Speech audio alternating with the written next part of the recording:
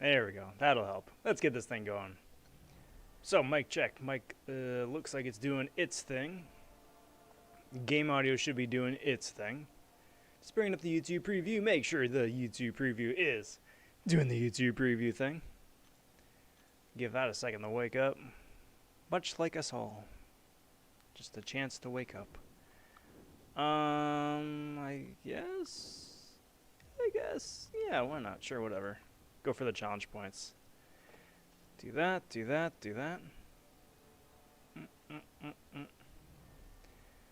Come on over here. There's that. And I think we're good to go. Hey there, hi there, everybody. Hope you all are doing well. Happy Friday. End of the week here.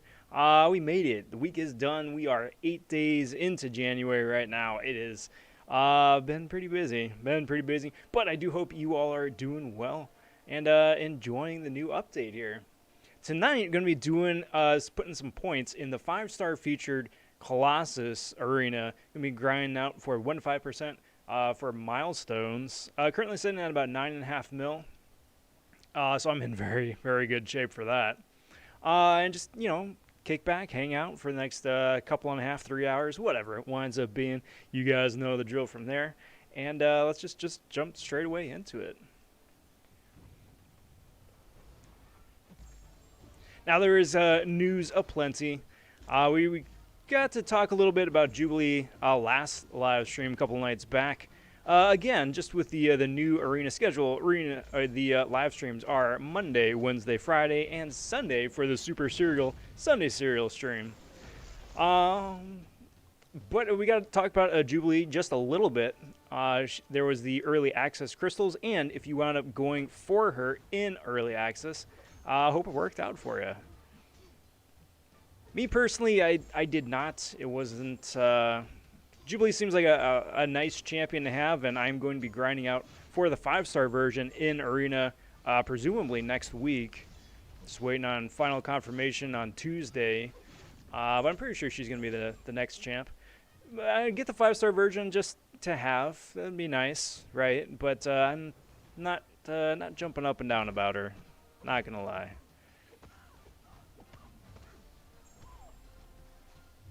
Strife, though, just based off of the gameplay from the story mode, as well as just reading through his kit, seems like he's gonna be nuts.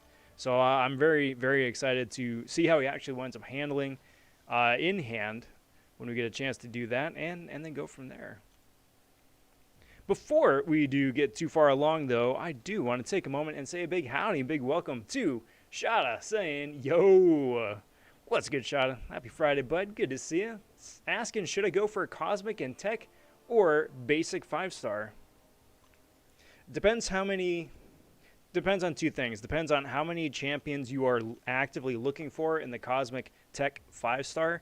And then almost more important than that would be how many champions would be like your second choice, right? So just in case you didn't wind up getting that Captain Marvel movie or Ghost or whomever it is, right? Would you still be okay with like Cull? Would you still be okay with Phoenix?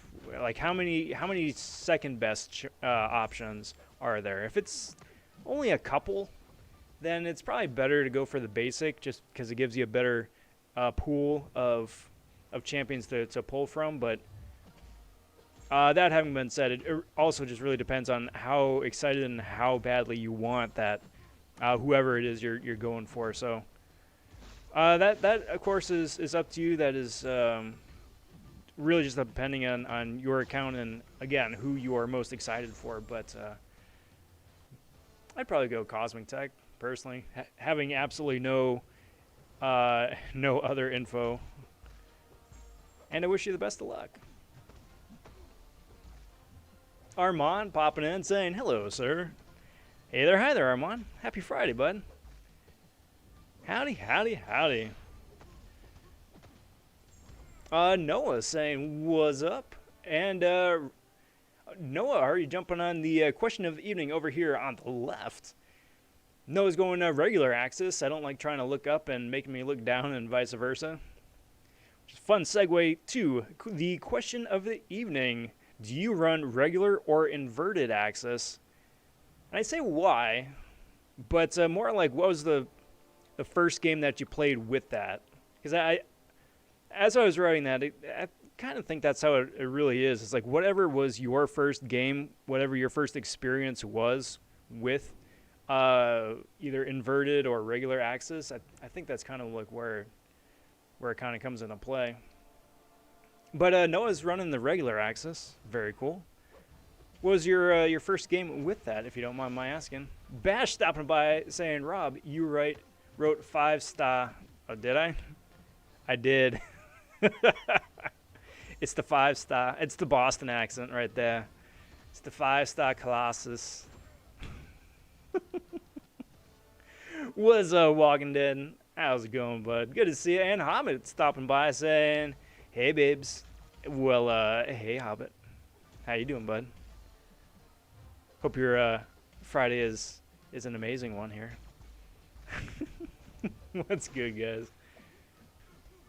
Noah says I would be absolutely okay with Call. Yeah, me too. Me too. I mean, I'm not going to lie. I need to learn how to play Call. Like, I get the idea. And really, that's one of my biggest goals for 2021 is to actually learn, like, a little bit more of how to play some of these champs. Like, meaning, like, I know how to play most of these characters on paper, right? Like, Hitmonkey just does a lot of, like, crits, and White Widow does a lot of shocks. And Cull, you do the armor breaky, and you do the special 2E, and you just get, rinse everybody. I get that. Speaking of which, just throwing a completely suboptimal rotation on Space Coast. But, it's like there's so many champions where it's like, yeah, that's the gist. But, like, once you get into it, they're a bit more complicated and involved than that. And Cole, again, is a perfect example of that. So I'd love to actually spend a bit more time with some of these champions and get a better feel for them. Nuggets, Fried Nuggets stopping in and saying, yo, what's good, bud? Good to see you. No, I believe I tried inverted in Overwatch. There you go. Fried Nugget saying, Rob, how's your day? How's your day first? My day is awesome. Me and my mom don't have COVID no more, but my dad took a test. So yeah, but I got Warlock today. Well, there you go. That's a roller coaster of a day right there. That is a roller coaster of a day. But grats. I'm glad that you and your mom are feeling a lot better. Very cool, bud. Very cool. Long time no see. Not really, though. Yeah, I mean, in the grand scheme of things. To me, though, I don't know how it is for you guys out there on your end of the YouTubes, but for me, this week has just been absolutely crazy. Like, there's been so many different things going on just in my realm, my world. That's just like, geez, it's freaking Friday already. How did that happen? How did that happen? Feels like it should still be Tuesday. Like, yeah, I still got like 4 days left of things to do. I mean, I don't, but it's weird. Hobbit says, I like that title in the Boston accent. Yeah. I planned it that way. I planned it. 100% intentional. So today on Reddit, I got downvoted to negatives. Hey, congrats, because I didn't know that Corvus had power drain on special 2. Oh, it's a rite of passage, bud. It is a rite of passage. Yes. That is one of the many cool things that Corvus can do. So you can push somebody to special 3, throw a special 2, get the big damage, and then don't have to get worried about getting a special 3 in the face after. But it's bugged currently. There is a Corvus bug going around. So sometimes for some people, Corvus's special 2 does not drain the power as it's supposed to. Some people are saying it still works for them. So, your mileage may vary, but, yeah, that's not good. something to be said about knowing a champ well enough to where you can improvise the style of the champs based on the situation. Yeah, and that goes hand in hand too. I mean, it's great to play fast and loose with some of the characters too, or it's like, okay, well, this is the situation, and I'm just gonna roll with it. Like, I mean, best case example of that is Alliance War, right? It's like you got 3 characters, you gotta get from one end of the board to the other, and most likely you've got anywhere between 3 and 7 or 8 fights for the whole thing, and you gotta make the best of it with the 3 characters you got. You gotta play on the fly too, especially with all the ridiculous nodes that they throw our way now, right? But at the same time too, it's really nice having a character that allows you to do that. You know, I love Quake and I love Ghost, right? And there is a bit of flexibility with those two, so it's not the best example. But you can Quake and you can Ghost. There's very distinct ways to play those characters, and you can play them otherwise, right? I mean, you can throw a Ghost against an Ebony Maw, and you can throw a Quake against a True Strike, right? But it's nice when you've got characters like Storm X, right? Or Elsa Bloodstone, say. Just throwing my 2 favorite characters out there. Where it's like, yeah, but you could throw them in a whole bunch of different situations, and their playstyle is different, and what they do is, what they bring to the table is fantastic, and then, you know, get themselves out of a hard spot. It's always nice having that sort of leeway there. Shout out is a 5-star roster is Punisher 99, Hood, Magic, Iceman, Gambit, Yondu Terex, Guardian, Symbiote, Spidey. Well, you got some pretty good gods in there, bud. You got some pretty good gods in there. Magic is amazing. Guardian is amazing. Iceman's really good. Gambit's good now. Hood is super underrated. Punisher 99 is a utility champ, which is really good. Terax, hopefully after the buff, is going to be really good too. A lot of good stuff. A lot of good stuff.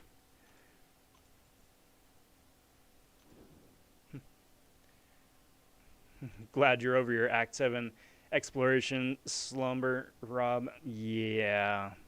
Yeah, and that's it.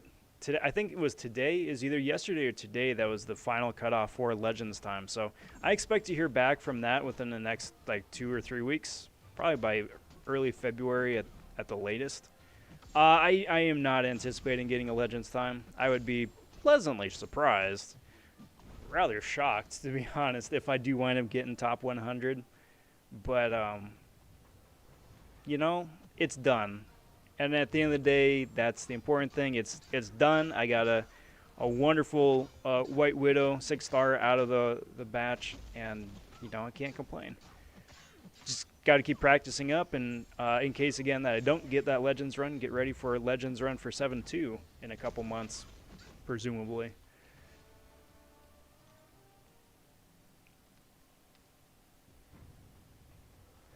Well, Shada, keep at it, bud. Keep at it. More crystals you open, but more chances you got of getting a bunch of good characters. And honestly, there's almost 200 people in this game now. So the odds of whoever your next character is being good, or at the very least useful, it's really solid. There is also a bug with Aegon. Yes, so Corvus is bugged and Aegon is bugged currently, which, you know, hey, that's great. If you were holding out for a Legends run until after the patch, you are going to be having a bad time. You are going to have a bad time. Hopefully it's something they can... Crash number 1, we made it 14 minutes. I love it. I love it. Hopefully that's something that they can fix up, though, before the next update in a month's time, but I'm not going to really hold my breath for that either. Tom stopping by saying, hello, Rob. Hello, Chad. Well, hello, Tom. What's good, bud? How's it going? And Jacob saying, what's up? What's good, Jacob? Happy Friday, everybody. Hope all of your guys' weeks have been good ones. And hope that the weekend here ahead is fun, relaxing, and productive if you guys are going to be working on stuff. As for me, I'm going to be doing a little bit of all of the above. A little bit of resting, a little bit of relaxing, a lot of bit of working.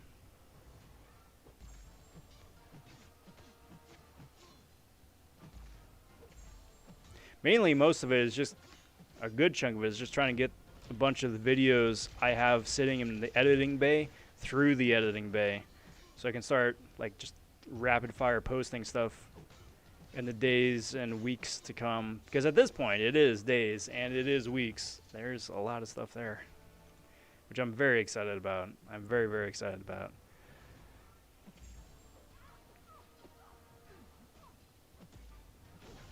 Noah says, Rob, I didn't know you play Among Us. Are you good at it? I have played Among Us twice. So no, I would not say that I'm good at it. Would not say I'm good at it.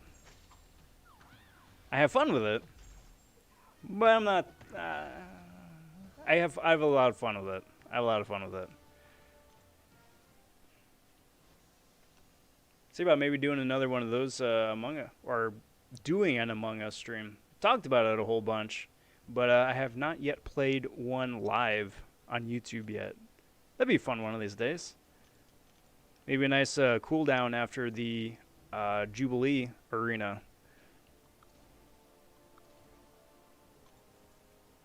Just opened a 5-star basic and got the champ. I'm terrible at playing. I got Quake.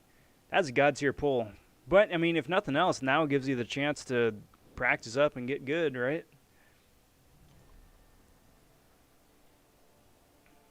Tom is currently grinding Master 100% in the Tier 4B arena, so I can get the Tier 4B to rank 4 5-star mags. Cool. Good luck. How am I doing? I am doing very well. Very well. Delightfully busy, but very well. Latest project was posting the video a little bit earlier. If you guys haven't seen it yet, do invite you to check it out. It's at the top of the page on the channel. Discovering that if you have Jubilee as a synergy with Horseman Wolverine, she nerfs his damage output.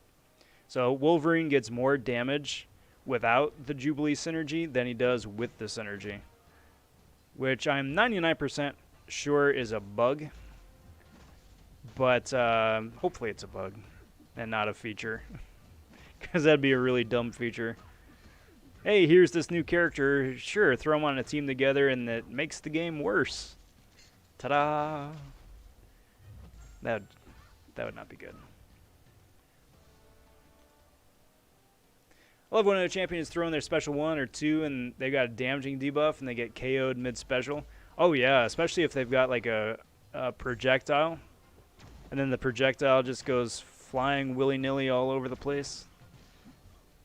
Just because the model that it's attached to is flailing around all over the place. Fun times.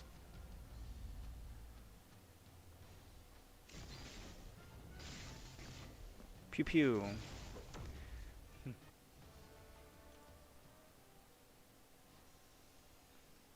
That's the thing. Quake is a very heavy upfront investment. Like, if you get Quake, you gotta learn how to play her and spend a bit of time learning how to play her up front. But once you do that, and once you've accomplished that, then it's like riding a bike, right? Then you can just take that knowledge of how to ride that bike anywhere else in the game and have a good time.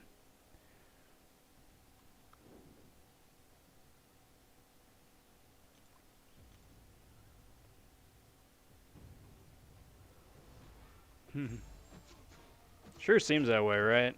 Between being a bug or a feature. Who was it? It was like Ilac posted that video at the start of the week, right? That Omega is still acting wonky.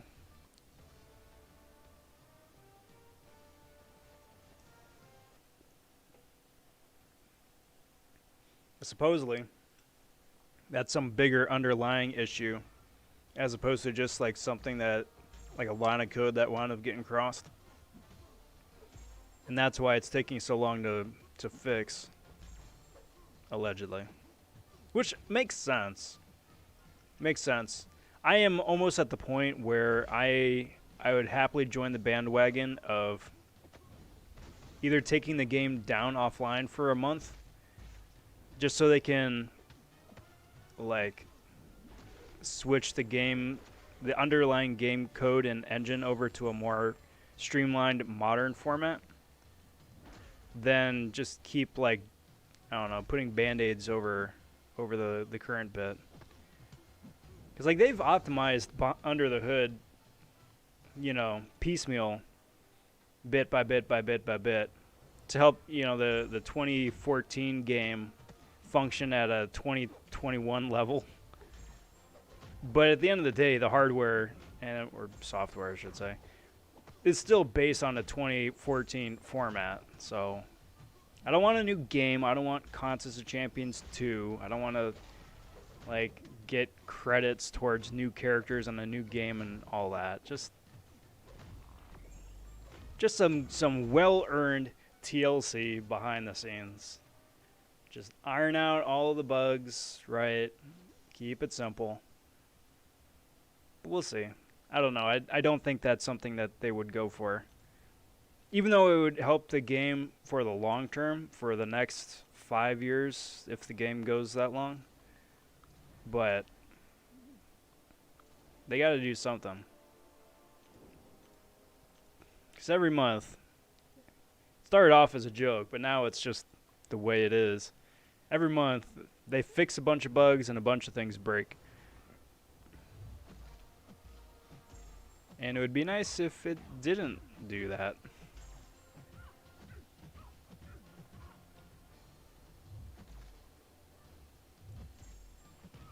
I'm so mad that we don't get the free unit objective anymore. Don't we? We get units in the 24-hour event, right? Or am I missing that? Noah says, remember when 4 stars were rare?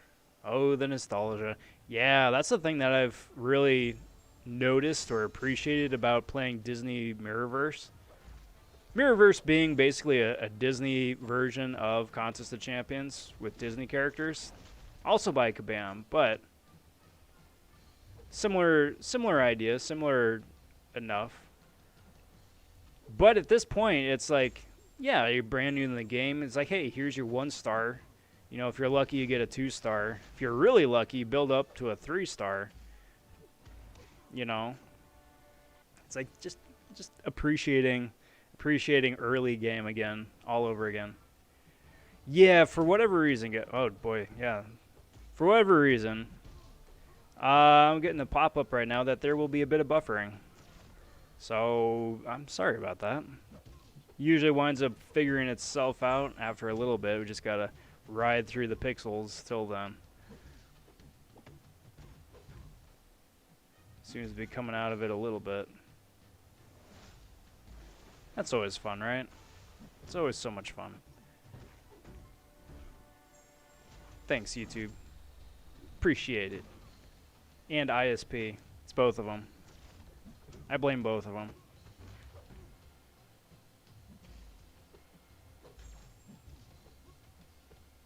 So it seems to be coming out of it a little bit. Just riding through the eye of the storm.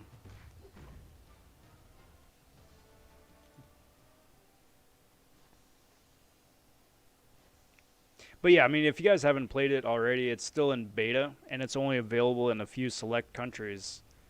Hopefully they have a wider spread release here sometime soon. Early this year, hopefully.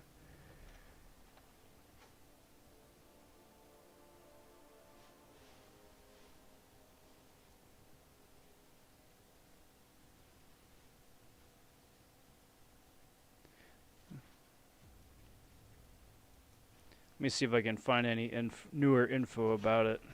Because they don't tell us anything in game. It's just like, hey, are you having fun? Awesome, go for it.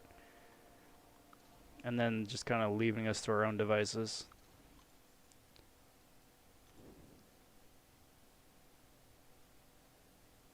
Nope. No news. But again, hopefully that's something that comes out soon. Because it's immensely fun to play. It's very engaging. It's very engrossing. I'm having a good time with it.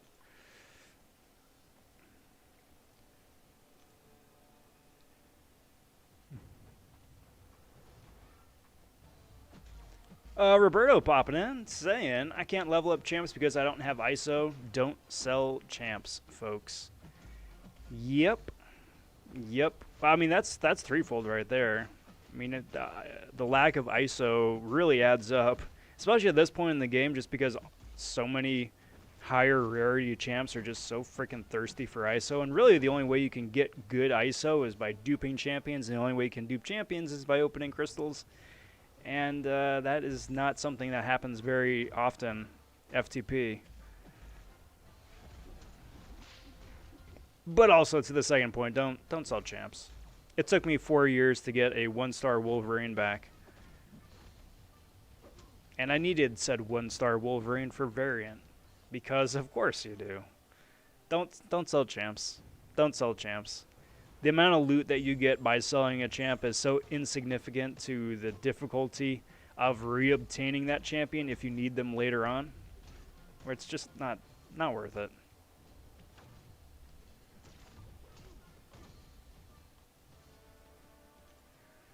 Billy stopping in saying, as they said in Scary Movie, what's up? Yeah, man, they lifted that from the commercials. But that's like,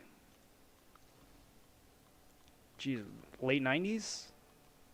The WhatsApp commercials? Classic. Classic. I found some streams that I need to change the viewing settings to 720 pixels. Say they automatically set it lower setting. Interesting. I found that with some streams. There we go. Interesting. Shada saying, where should I go to practice her? Honestly, anywhere, really. Because most every place you go doesn't have a true strike node. So, like, don't practice against, like, Corvus, right? Or, like, Black Widow, who reduces ability accuracy. But really, anybody works. I mean, even taking her up against, like, Realm Winter Soldier is good. The class disadvantage doesn't really matter, but, like, he's not going to get pushed over and get KO'd super quick. If he does hit you, and when he does hit you, it's not going to do a lot of damage. I'd probably definitely start there. Idea is to get your back against the wall as quick as possible. Make life a little bit easier on yourself. Imagine if you could sell 5 stars. Yeah. Yeah. Or 6s. Like, why would you? Yeah. Don't do it. Don't do it. Not worth it. Not worth the insignificant amount of shards you get for it. Now, I mean, if rank down tickets were a thing again, you could definitely make an argument for ranking down champions. I would back that, but yeah, don't do it.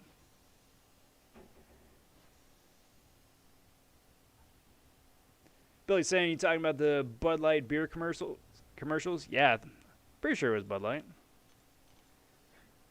Now I forget though if the Was Up guys were the same time as the Budweiser Frogs, or if that predated that.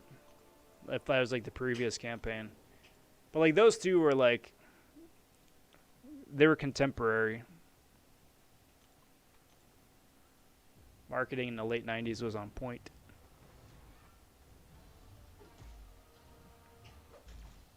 Because again, right at about the same time too, late 90s, you had the Taco Bell Chihuahua dog. And early 2000s, you had Sock Puppet for pets.com.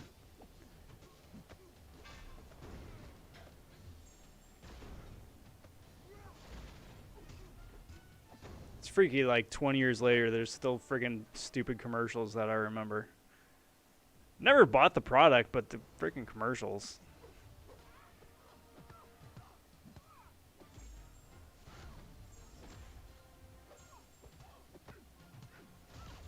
No, I used to be able to sell 5 stars before 6 stars were introduced. Yeah. Well, and then the thing was, too, I think, is that support was being inundated with so many people, like, trying to undo the sale that they had done. Like, when they sold somebody and realized, like, how little loot they got, or, Like, my kid brother got my phone and sold all my champions. You can fix, please? It's just like, alright, well, this is wasting too much time. Let's not do this.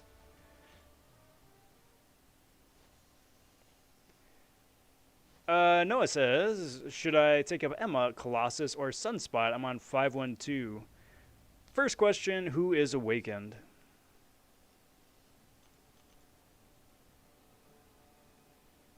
Offhand, I'd say probably Colossus, just because Colossus is all around the better utility option. Sunspot for prestige, and Emma.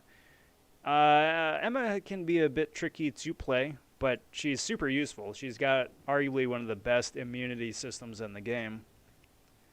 You just gotta work at it, is the thing, because you gotta balance her diamond form and her normal form to shrug off debuffs.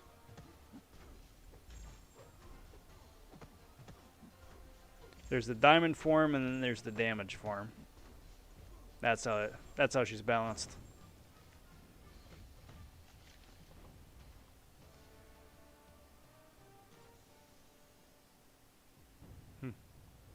Remember in Demolition Man, there was a Ollie's advert playing station? Yeah.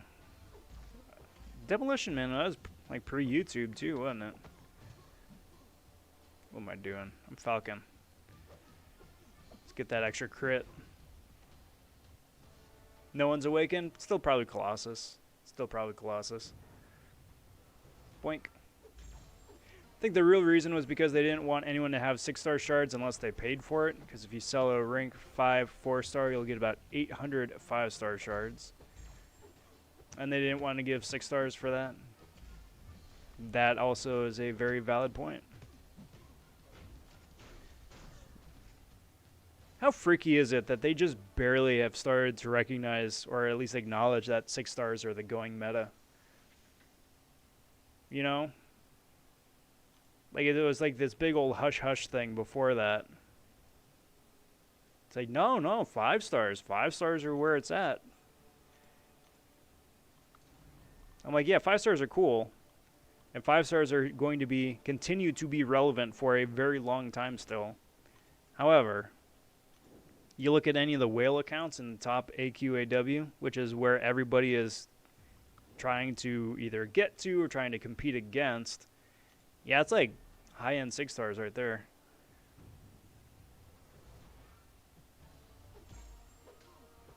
Black Knight popping in saying, yo, Rob, how's it going, bro? It is going really well. Really well. Got some sleep last night, which is nice. It's weird sleeping again. But I've been busy, both with real-world stuff and new stuff for the channel here, so it's going good. How are you doing? Demolition Man is a good film. Yes, that is a very true statement. Do you think we're ever going to get dual class 6 stars? Yes. When we're going to get them? Hopefully this year at some point. I think it's silly that they don't. I think it's silly that they haven't. But hopefully soon. I mean, Lordy knows there's enough champs in each class to still have a super saturated crystal.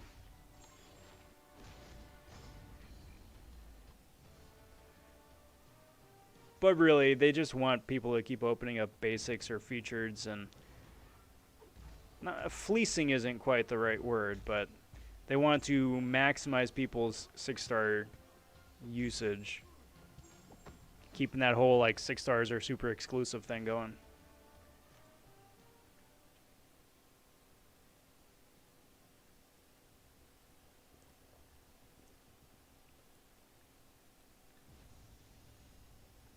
Well, see, the thing with 7-4 is I think 7-4, 7-3 or 7-4 is what's going to introduce rank 4 6 stars. Not to be able to like rank up anybody you want, but like starting to introduce shard distribution for tier 6 basic. Or tier 3 alpha, one or the other. Because like right now, the way that they have it right now, I think for a rank 4 6-star, you need what is it? You need like what three tier 6 basic, and like 2 tier 3 alpha, something like that, plus like 3 or 3 tier 5 class, which is insane. It's insane. I mean, really what they should do is like introduce one at a time, right? So like have tier 6 basic be for rank 4s, tier 3 alpha be for rank 5. Just so it's like a single new thing that everyone's chasing, as opposed to like 2 things, which that's just crazy.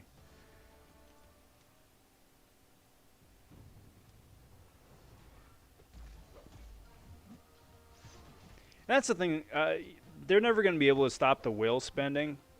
They're not going to ever want to stop the whale spending. I mean, that's the lifeblood right there. That's what's keeping this whole thing afloat. Like, I love whales. I love whales. Because whales are what's keeping this game relevant, and have been keeping this game relevant for 6 years now. Right? Good on them. You know, they should be able to get whatever they want because of the ridiculous amount of money that they spend.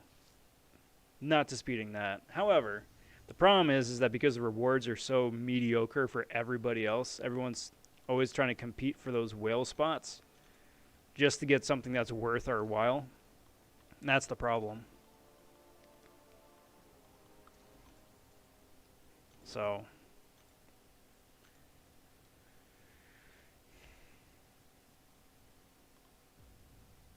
cool. White Widow. Nice. I don't think there are as many 6 stars in the pool as 5 stars. Not yet, but mostly. Like, I would say at least 85% of the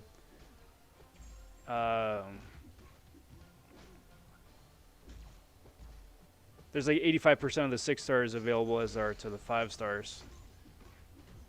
And like the only differences really are like Scarlet Witch, Wolverine, Medusa, Hyperion, just a couple of outliers like that. And go from there. I don't see how they would lose any money if they introduced a 6-star dual class crystal in the 6-star pool. The 6-star pool is too large to try and target a champion. Oh. It's not like there's an increased percentage to pull. Yes, I do agree with that, and that still is in line with me saying or agreeing that there should be a dual class. But I'm sure that there's just barely enough of a statistical difference between getting the god tier you want out of a dual class as opposed to a basic, that and like inflated to account for everybody. It's still probably significant enough on their end where they're like, nah, not yet.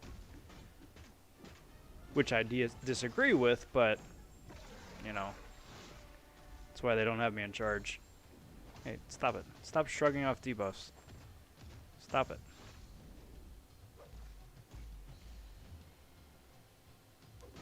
There we go.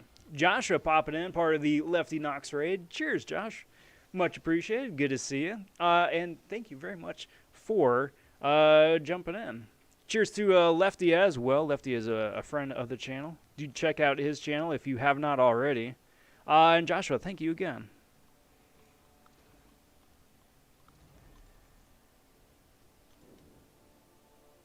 I did not spend a single dime on the gifting crystals, nor did I get any of the offers.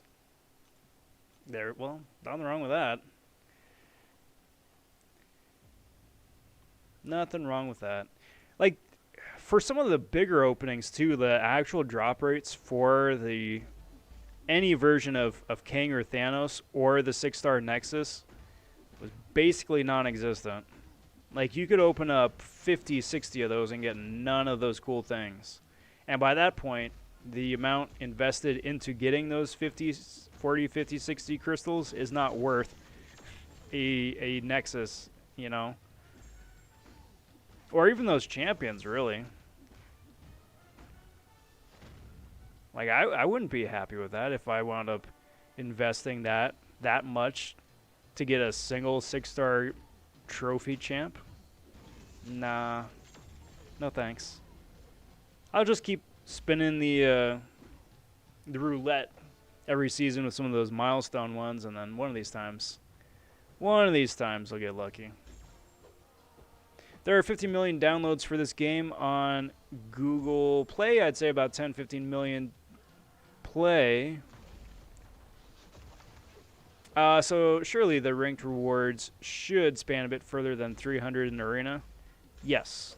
Yep. Oh, I agree. And then just multiply the rewards across the board by like a 5 or 10 easily.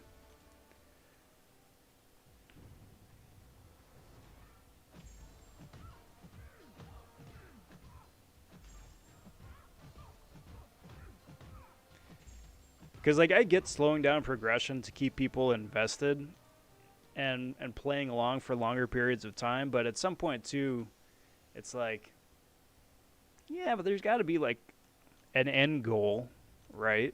Not just play indefinitely forever. It's like it's always nice having that peak at some point. It is a game, after all.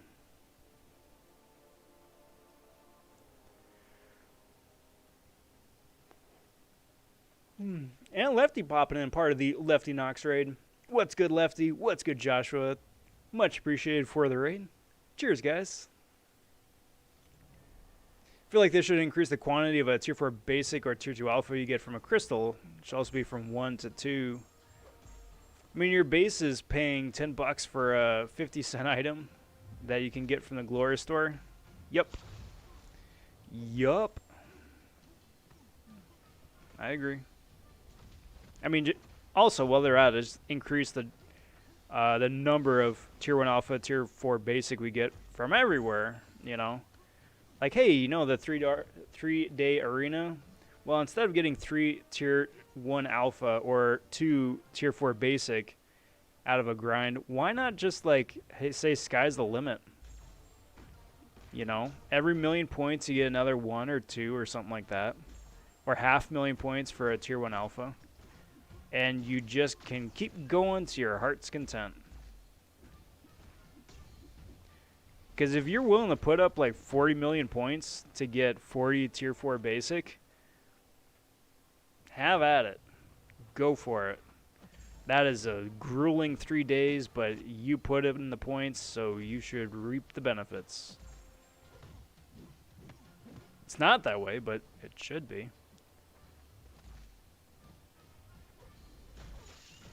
Because at the end of the day, you got people playing your game. And that's the goal, right?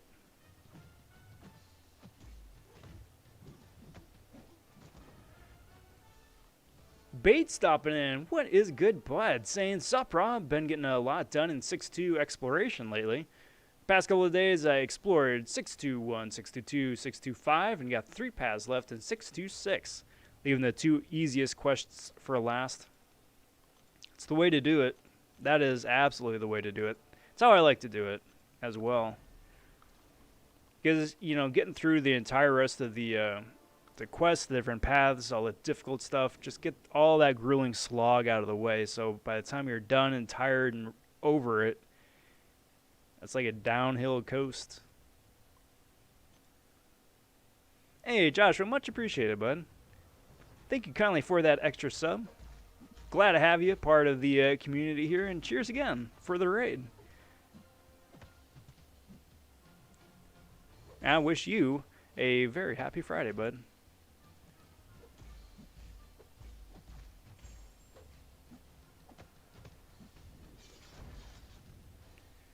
Problem with keeping people on the low end for a long time, they're making content harder but not making resources easier to get FTP. Keep the rich and the FTP they don't care about. Yep, Hector had a fantastic video about that, I think in November, right? Where it's, as well as, I forget if it was ILAC or if it was KT1. Somebody also had a video about the same time too, saying that the rewards for playing even like mid to lower high end AQ and AW don't give you enough rewards to ever give you a shot at getting into the higher brackets.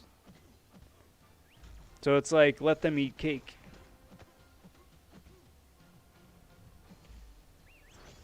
It's like, even if you get super lucky on the crystals, right? And you get super lucky on the crystals, you get the champion you need to finish whatever content it is that you are looking to finish. Let's see if this works. Work. Come back. Come back. Please. There we go.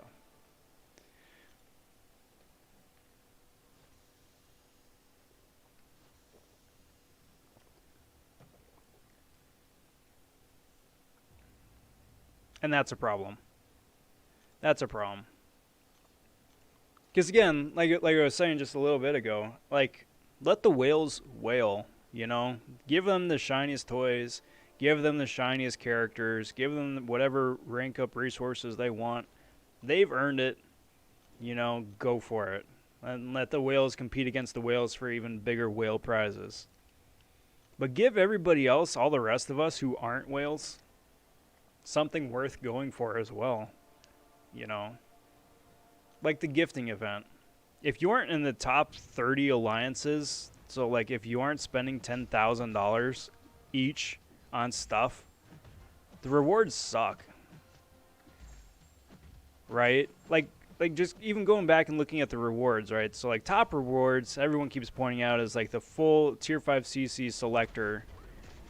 And that's cool. That's really nice. And their generic 6-star awakening, which is really nice. Stuff they don't need, by the way.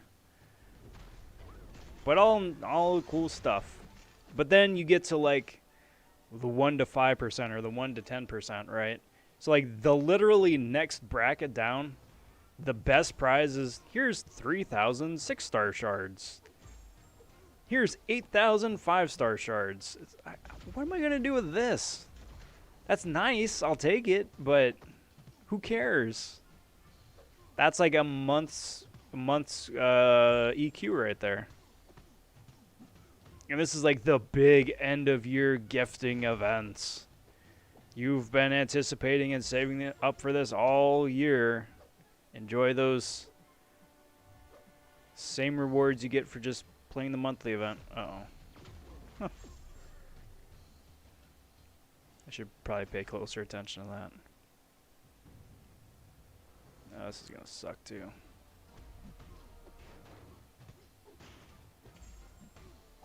Well, maybe. Because it's Civil Warrior, so it might be interesting.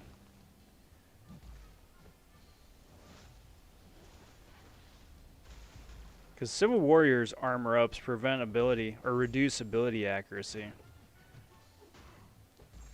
So they may not be nullified.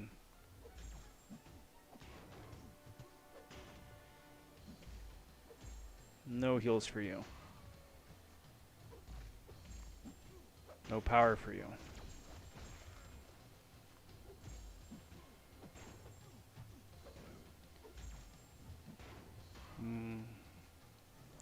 I'm just gonna eat this because he's almost down and I don't want to risk it at the last minute.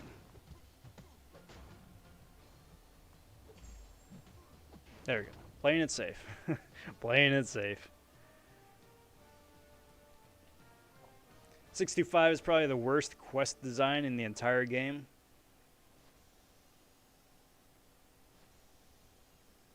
It's right up there. It is right up there. Fun with Mordo.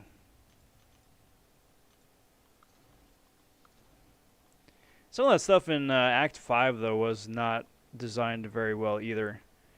Where it's like, you could have a full 70 energy, like a full bar of 70 energy, and you wouldn't be able to complete an entire path. Like, you would still need to, like, blow your entire 70 unit stash. Hey, come back. Come back.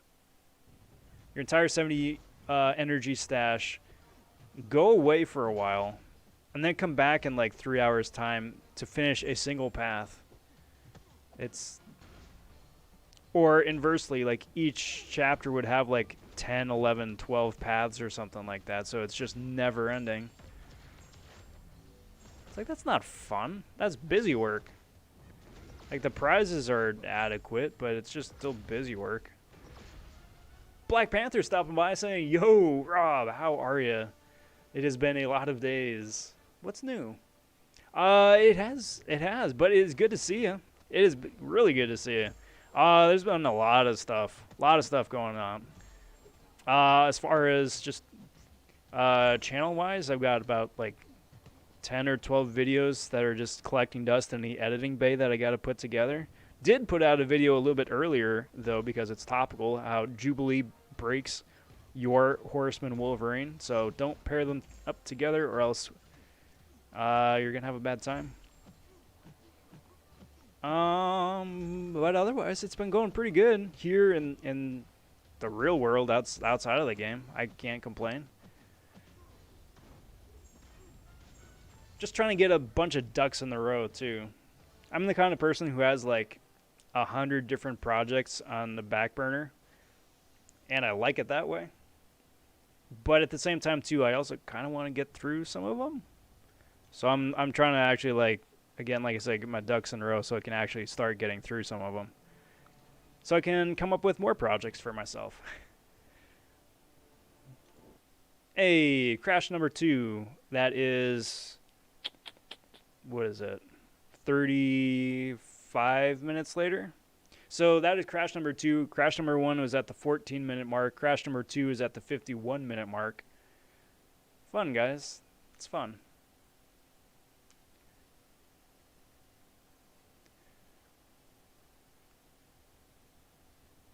BP, what's good? Hey there, hi there. How's it going, bud? Happy Friday.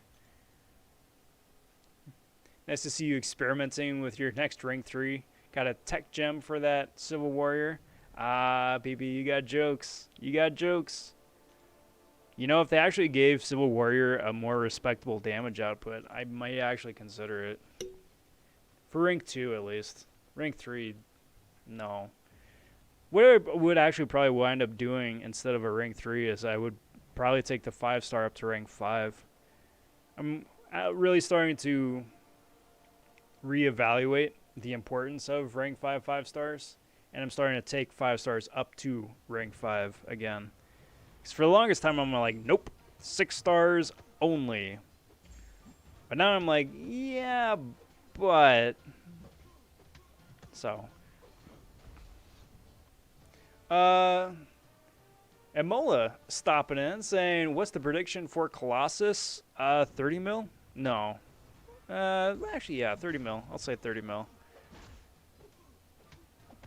Cutoff has been about, like, what, 24 for the last couple of champs, right? Colossus is better, but he's also still an old champ, so he's going to go lower relative to a featured. So probably, like, 30, 32 mil. Somewhere in there.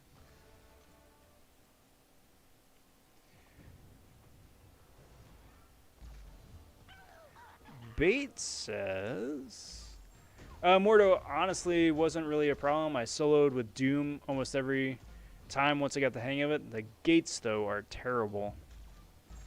Yeah, I forgot about the gates. See, but you guys going through it right now, though, too, have the benefit of having a lot more anti-Mordo champs to pick. You know, Torch exists now, Wasp exists now, Doom exists now, Storm X exists now. Lot of better options. Much better options.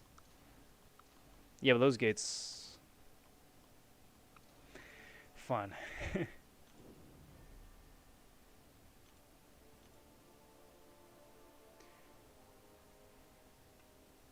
So many BS node combos locked behind gates that prevent you from using the best counters.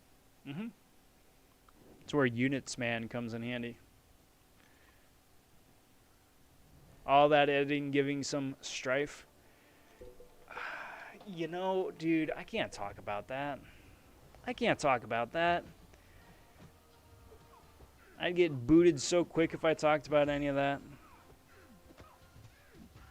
Of course not. Of course not. I'm not doing that.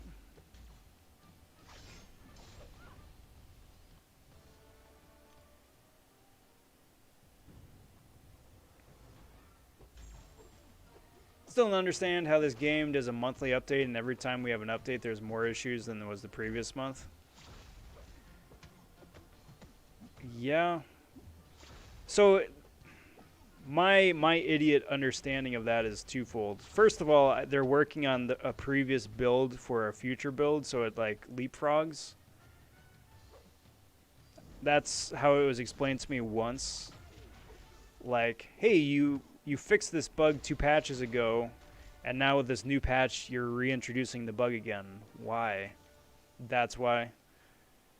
And the other bit, though, too, which we noticed when Tiger got introduced, right? As soon as Tiger was introduced, like anybody who had a projectile that was still attached to the base mesh, the base model, everything would start reacting like Tiger's tail.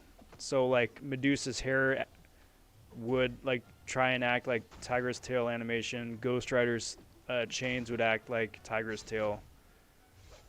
Because like there's so much stuff behind the scenes that are all scripted the exact same way.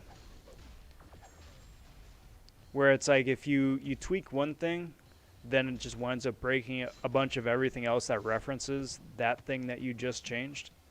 I think that's where they're running into a lot of issues as well.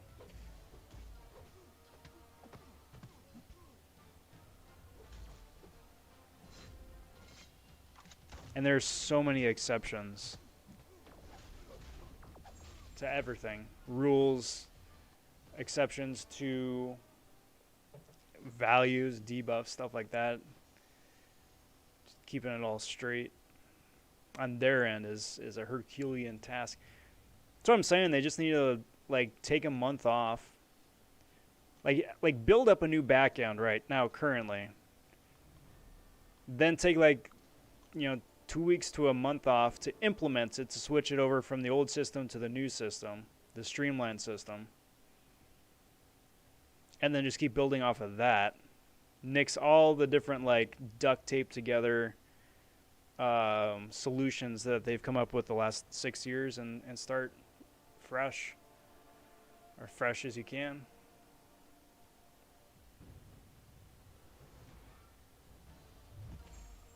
I just got Black Widow Clairvoyant from a Grandmaster as a 5-star. Nice, Panther. Very cool. And then got a Cat Marvel from a 5-star. Solid pulls. Solid pulls.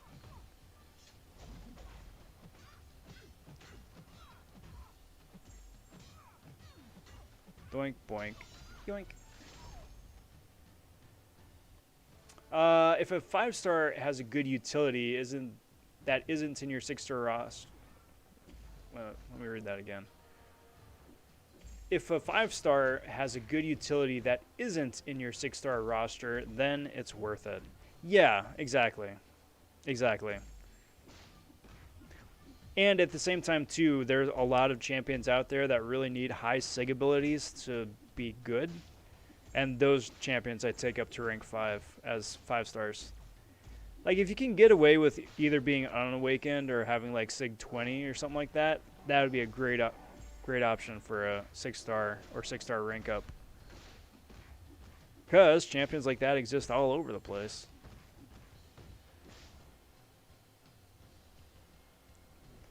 Whereas somebody like Aegon really needs to be Sig 200, and you're not going to get a Sig 200 Aegon as a 6-star anytime soon. Welcome back, Noah.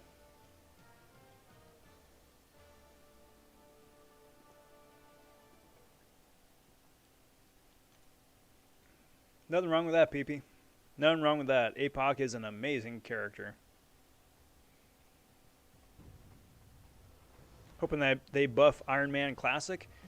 Yeah, just do one last big 2014-15 sweep. Take care of everybody. OG Cap, Captain America, OG Cap Marvel, Ms. Marvel, War Machine. Just give all those guys a nice new shiny coat of paint. Bring them into this decade. Which is really weird to say relative to this game. There's like, yeah, there's the stuff they've done in this game this decade, and there's a bunch of stuff they did this game last decade. Can I name any English football teams? Manchester United, yes.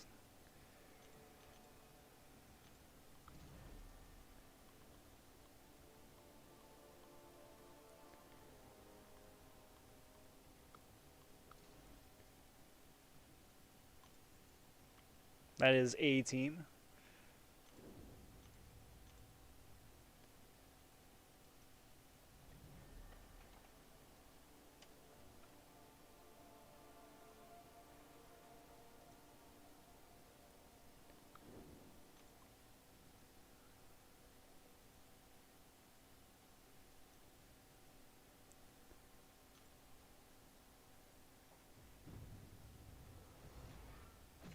And I'm not knocking English football at all, right? Not knocking English football. But if I had a choice of watching different football games, it'd either be Mexican football or Central American football.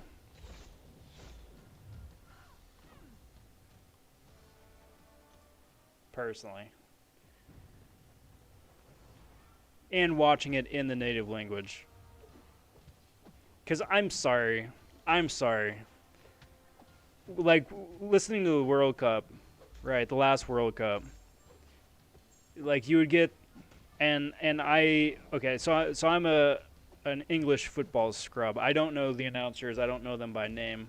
I'm basically meeting them and introduced to them for the first time, right? So if they are big personalities across the pond over there, then please excuse my ignorance. But you've got, you know, you got an Irish guy and you got an English guy, a couple English guys announcing, right, for the English world, English speaking world, I should say.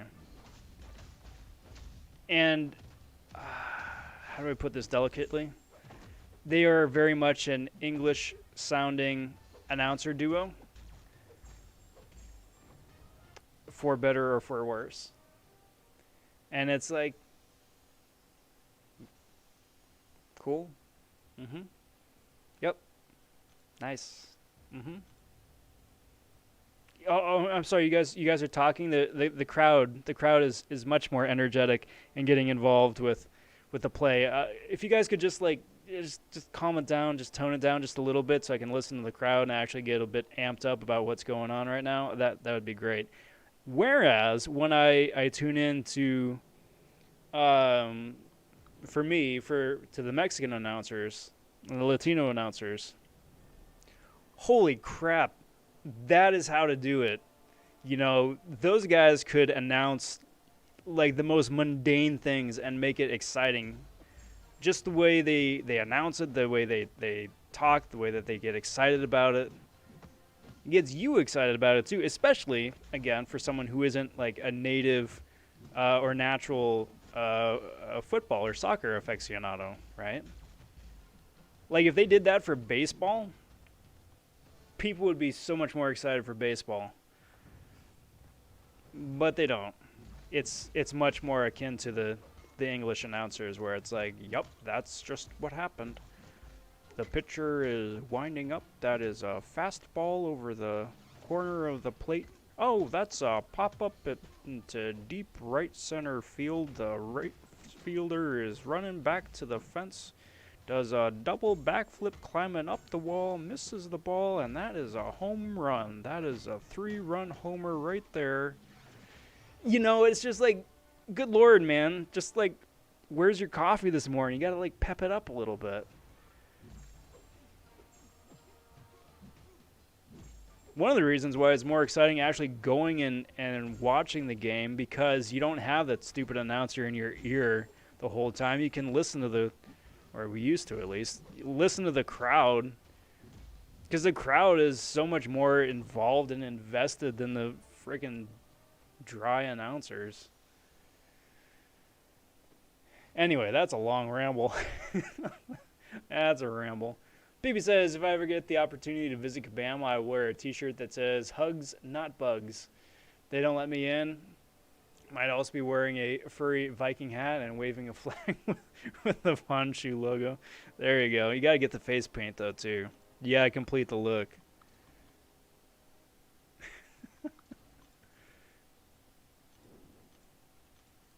Should use the CCP to test out the new updates just so they could start identifying bugs that they noticed prior to going live to the public. Yeah, well, yeah. Yeah. Everyone says Manchester United. Yeah, but I mean, you got the other ones. You got Liverpool and everybody. Yeah, it's just like, yeah. I don't have a dog in the fight. That's the thing. I don't have a dog in the fight.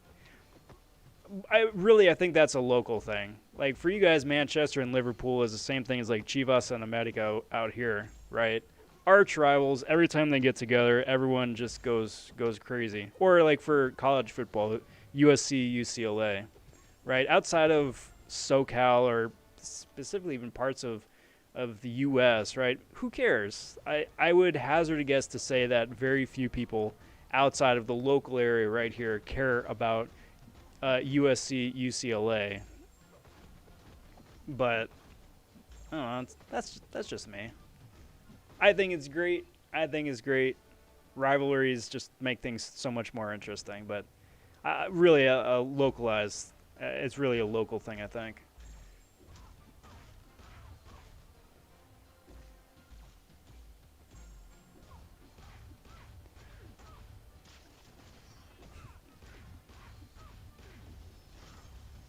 Oh, here we go. Name another. Liverpool. Oh, and then Peepy says Manchester City, Liverpool. Yeah.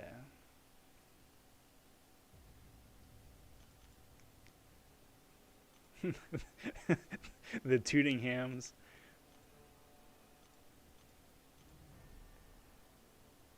I want to hear your way of saying Tottenham Hotspur. I probably mispronounced the way that it's supposed to be said, but that's how I read it. It doesn't mean a whole lot to me saying it.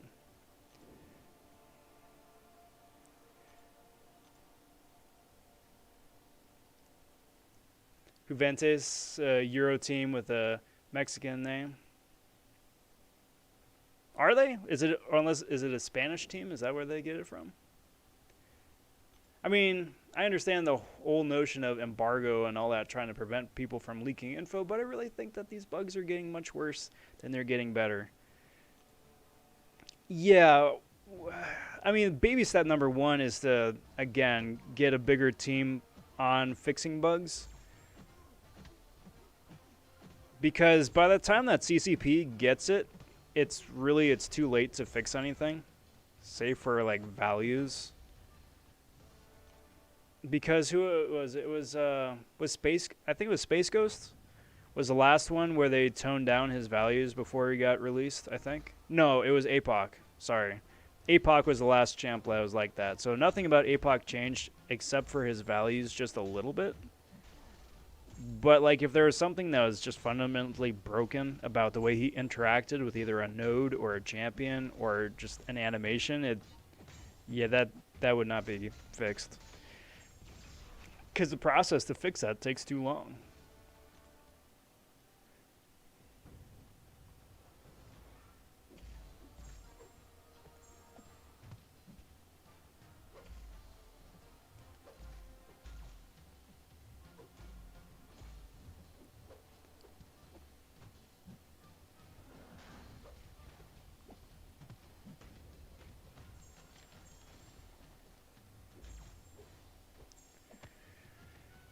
Used to watch a little football, like the English teams. Spanish league is boring. They just pass the ball in a circle for 90 minutes.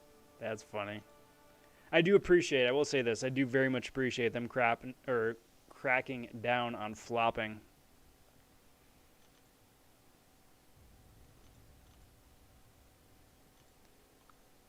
Not as much as they should, and, there's the whole racism angle, too, that is slowly being addressed.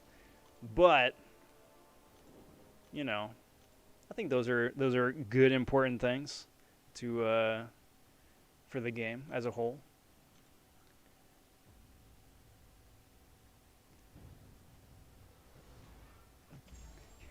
Nah, no, I figure say with a Cockney accent.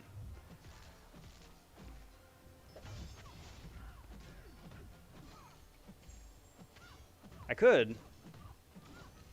I'd be doing the dialect a great disservice, though.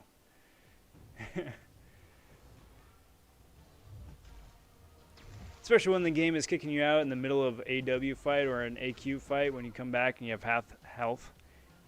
Or worse still, knowing that that's an issue and not addressing it in the least bit.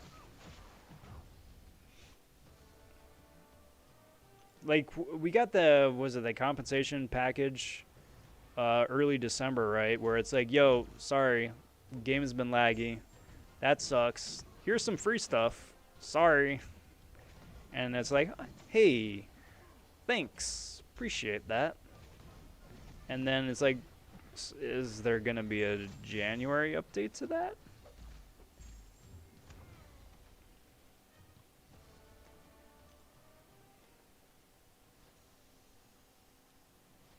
New position open at Kabam. Bug tester. Description, congratulations, you are hired. You must have an IQ of yes and push buttons in a competent manner, and you will be good to go. Fully agree with you on what you're saying. They should take a month off and fix bugs and not release, per se, new content, but the following month releasing something special for the community, or to show the players that they're trying to fix the game. It's what they really should be doing now. There hasn't been a new champ since the second week of December, so like a month, really. And I understand, like, January is slow for them just because they get a vacation too. I get that. But, have the guys who have been in the lab constructing the new framework for a game. It's like, hey, you guys been working on this since last summer, last spring. Let's introduce that in January when it's, slow, it's a lull. And we'll go from there. Then start the year strong, late January, early February.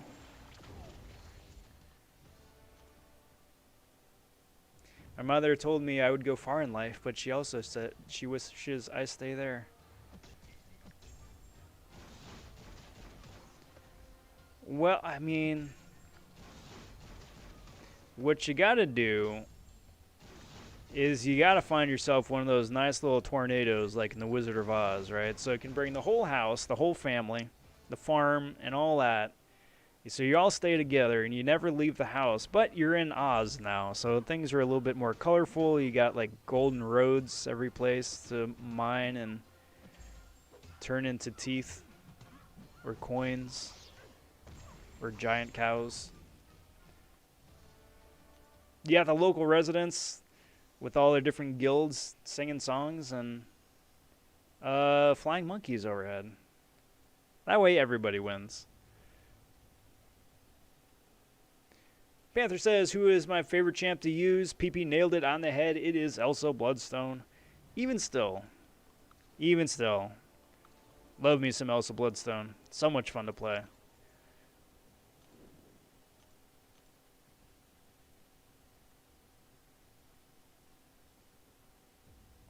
And what about you, Panther? Who is your favorite champion to play?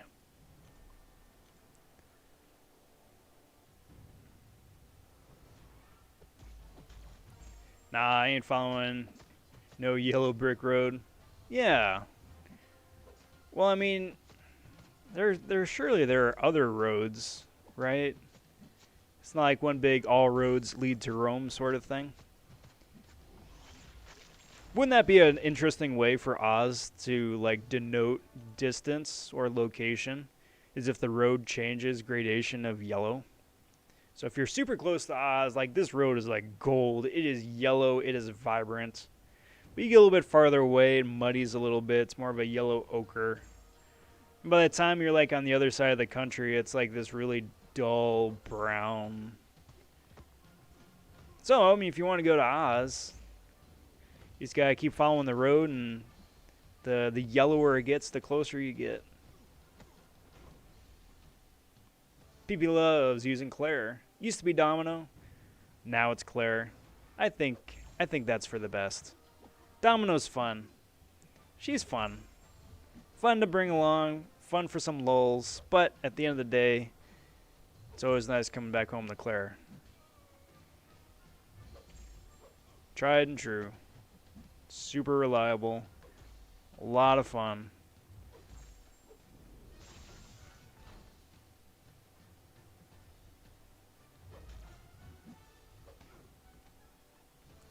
It's a bit flippant of me, I suppose. Panther's favorite champ to play is Sunspot or Warlock. Nice. Like that big razzle dazzle Sunspot damage and the Warlock utility. Martin popping in saying Domino is my favorite champ. That is a very solid choice. Domino's fun, especially when you get the Domino Trinity going. Really solid. I love two, but the one thing that annoyed me was, I love Wizard of Oz. There you go. But the one thing that annoyed me was the spiral road. Instead of just going to the end of the spiral twice, they walked in a circle. Well, I think part of that is that they either would have had to cut out a line of the song or just relearn the number. Because I think it was timed out, like, for her to get off of, like, to the far corner of the soundstage. Like, she would have had to go exactly that distance. Anything else than that, she'd be, like, walking off the lot. Start running into, like, I don't know, some of the passerbys. It's like, is this girl singing? In a blue dress, those gaudy red shoes. What the dickens?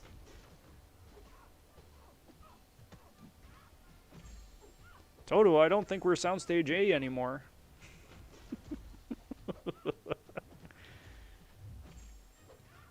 Man, what a nightmare production that was. What a nightmare production that was. The fact that that turned out at all is amazing. The fact that it's a classic now is ridiculous.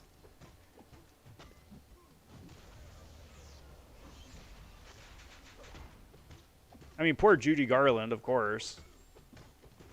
But, jeez. It's nice to see that things have changed in the last almost 100 years. Anyone read Fables by Matthew Vaughn? Rob, I think you would love it if you haven't read it yet. Is that the graphic novel? Because I read the graphic novel Fables, or at least the first couple volumes.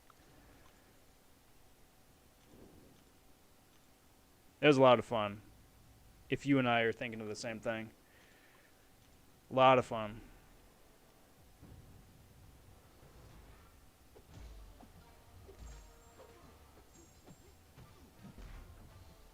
Basically, the premise of Fables is, hey, so everyone had their classic story, you know, Beauty and the Beast, you know, Three Little Pigs,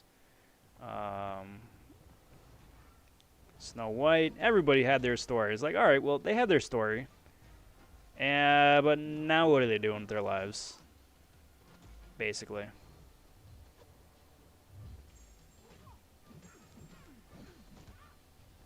So it starts off mainly following Bigsby, who's the big bad wolf, right? He's sort of a private detective, finding out who wound up icing one of the Three Little Pigs.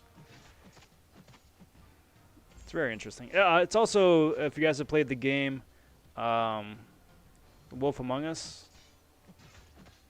that's based on the graphic novel from Telltale from a few years back. Marm, it's going very good. It's going very good. I'm glad it's Friday. I'm glad it's the weekend. I'm doing pretty good. How's everything going with you?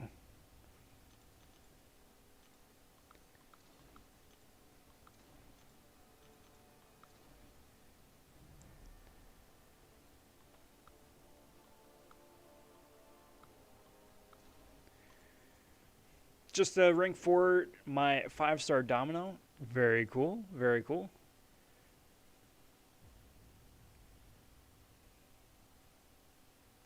We're off to see the wizard.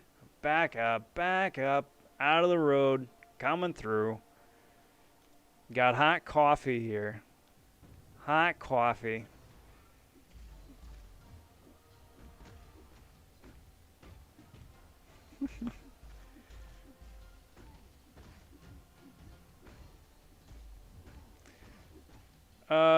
So for this event, do we get 8 tokens a week? Yep.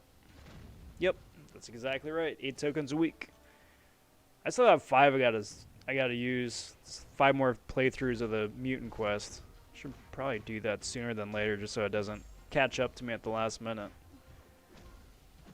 It's just such a slog.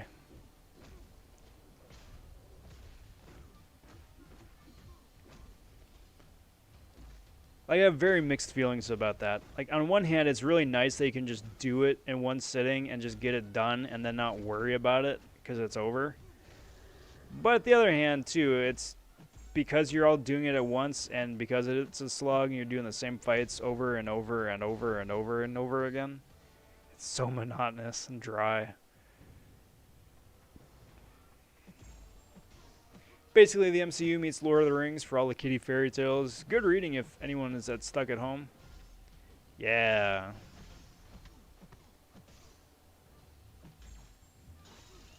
I'd agree with that.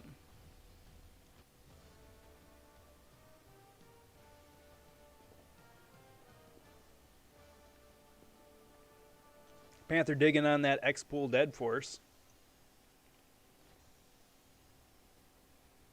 Nothing wrong with that. Mordo for me.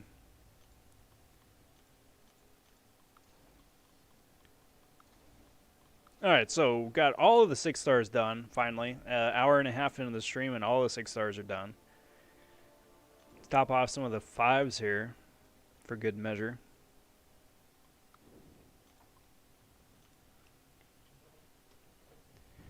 And then maybe I might just go in and knock out some of those...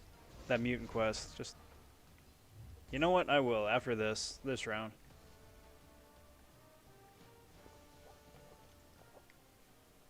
Because I really want to just get it done.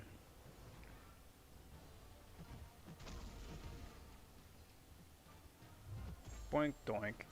Yoink.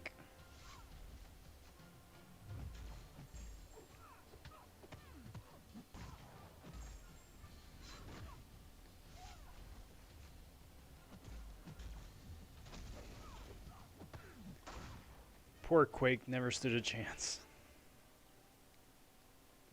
Great, because the first day I kind of messed up and went in and out, and now only used 5 and not 8. Well, yeah, there's still that little bit of breathing room, so that's good. Should be able to capitalize on most everything, so that's a plus still.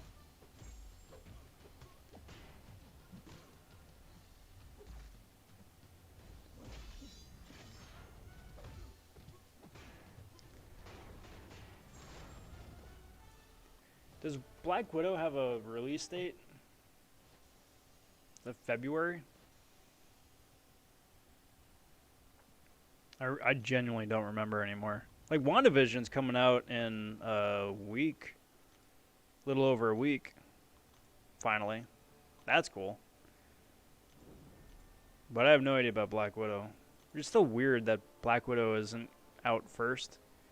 Kind of makes me wonder if they've jumbled up the story a little bit to accommodate that.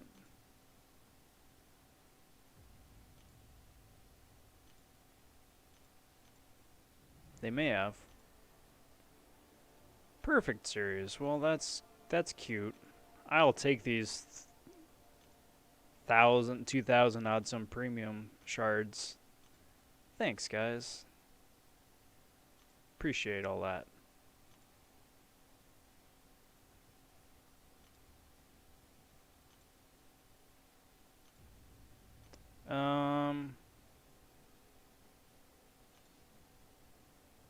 So in order to do that, I gotta finish this up first.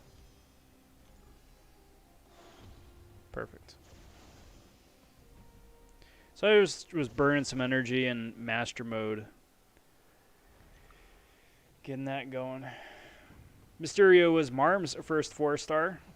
Not a bad choice. Poison immune.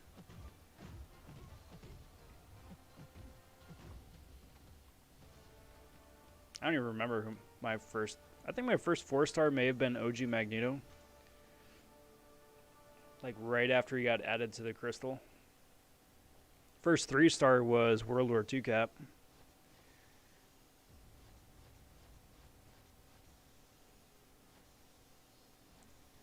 First 5-star, I think, was Storm.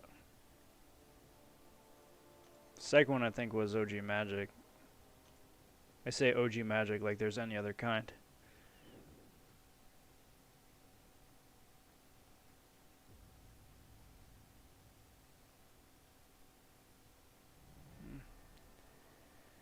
Alright, so let me see if I remember this. So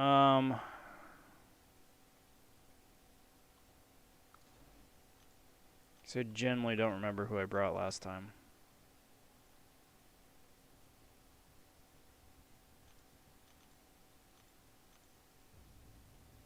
I think you were up there. I remember it brought Storm and Archangel. I think that's it. Cool, let's do it. Wolverine was my first 1-star. Scarlet Witch was my first 2-star. Hawkeye was 3. Ant-Man at 4. Black Panther was first, second, third, and fourth 5-star. That's crazy. That's crazy, Billy. Anyone try Claire with Killmonger? Might be my favorite meme tier. Or not Claire. Black Panther Civil War. That's the one. Dude, I want a Black Panther. I want OG Black Panther as a 6-star. I really do.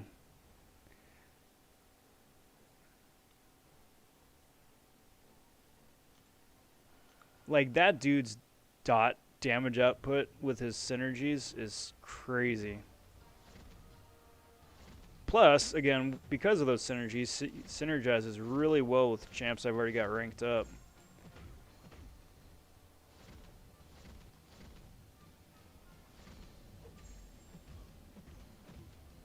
What a passive Nightcrawler.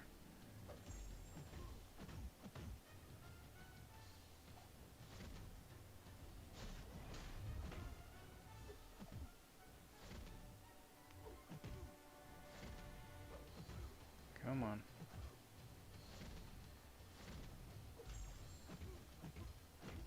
Come on.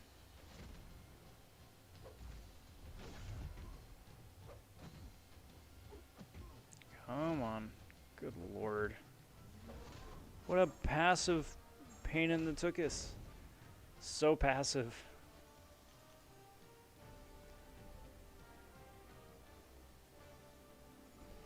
OG Magic used to be really bad. I duped her right after the buff. I duped her right before the buff. I was so happy about that. I wasn't. It was awful.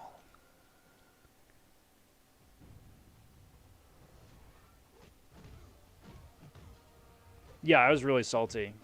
My first 5 stars were Magic twice and OG and Classic Storm. When people were pulling like Star-Lord to actually finish some of the endgame content. And I had memes. First 4-star was War Machine, 3-star Gamora, first 5 was Ant-Man, 6-star World War II Cap. Tom, that's rough. That's rough. Why do I want him? Again, his damage output is huge. He synergizes with Classic Storm, Storm Pyramid X, Black Panther Civil War, a few others. To really ramp up the damage output that he gets. It's pretty crazy.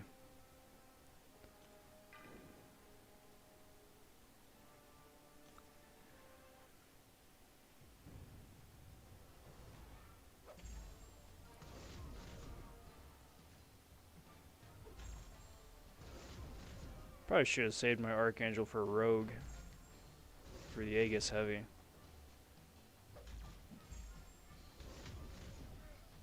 Alright, dude, I'm gonna need you to melt a little bit faster. Thank you. 5 stars had just come out, and Black Panther was one of the few that was in the poll. I just kept getting him. You just liked him that much. You just liked him that much. Marm, get out of here with that nonsense. First 4-star was Warlock, 5-star Mysterio, 6-star Nick. Jerk.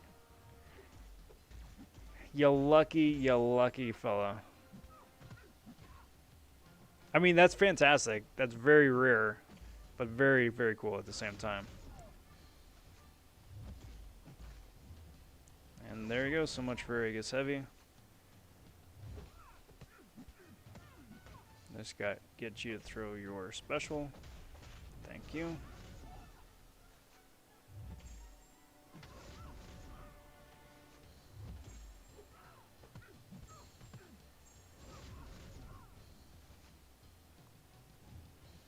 That works. Archangel is such a wonderful cheat code.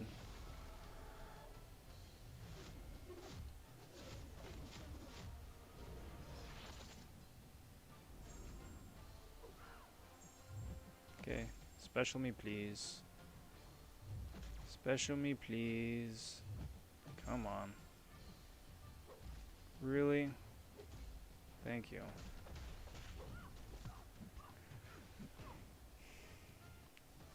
Is Fingers McTwo-Face good unawakened? Thinking of giving a 2 to 3 gem? Yes. Yes. But he gets better. So if you got a chance to get like an awakening gem, class for sure, 100%. Generic only if you got the other shiny generic champs, generic worthy champs awakened already. But his awakened ability is so good. You kind of really need it. Like you can play him well enough without it. But if you do got it, you're going to have yourself a much better time.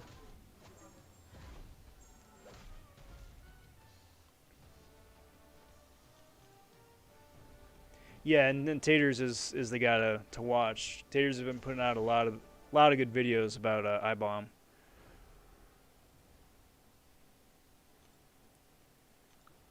All right, Billy. Take care, bud. Thanks for stopping in. Thanks for hanging out. Always a pleasure, bud. We'll catch you next time.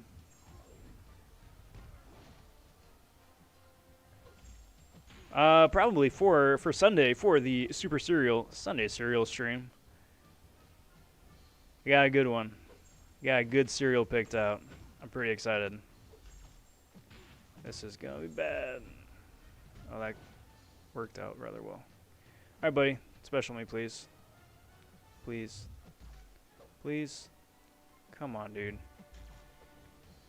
Why is everyone playing so passive? Really?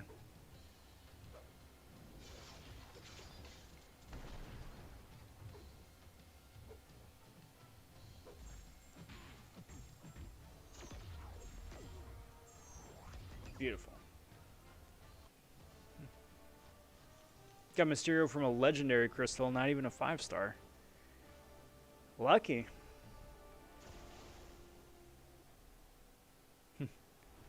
PB says Q promotion. Yup. Yup. 100% yup. I may rank 3 him as he has nice synergy for arena and I like playing him. Yeah. Go for it. And he's somebody you really would want to get to know how to play. Hands down the best poison champ in the game. But once you get him ramped up and you get a bunch of those toxic auras up, dude's just going to be melting people.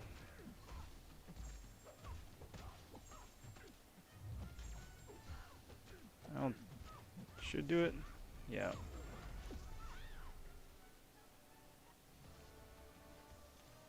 I'm really hoping I get mine woken up next week. Shameless plug of the stream number 2, 3, something like that. Tuesday, when the 5-star featured crystal refreshes, I'm going to be opening up 20, maybe more.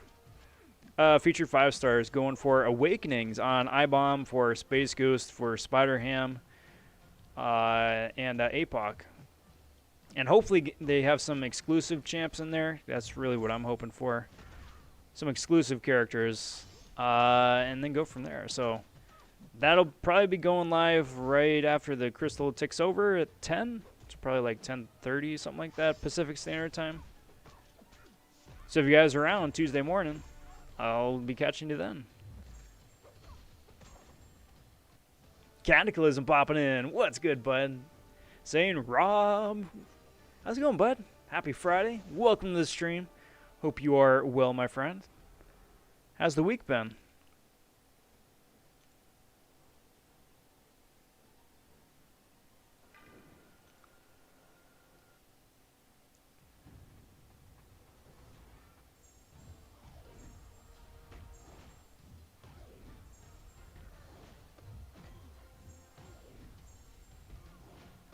Wasp is such a good champ.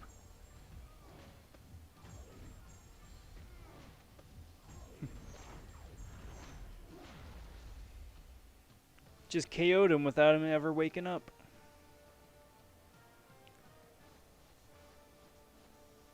Sweet. Let's do that. We've got like what? I think 4 more tokens. Jeez. What a slog. That's why we do this piecemeal, guys. Spread out the pain.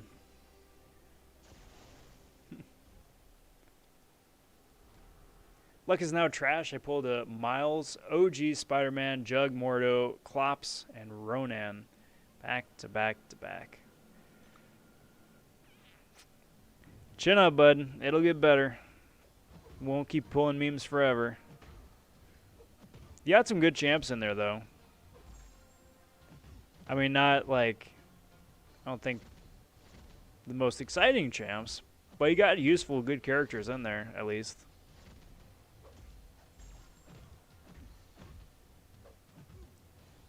And Ronan always needs more SIGs. Unless he's maxed. Come on.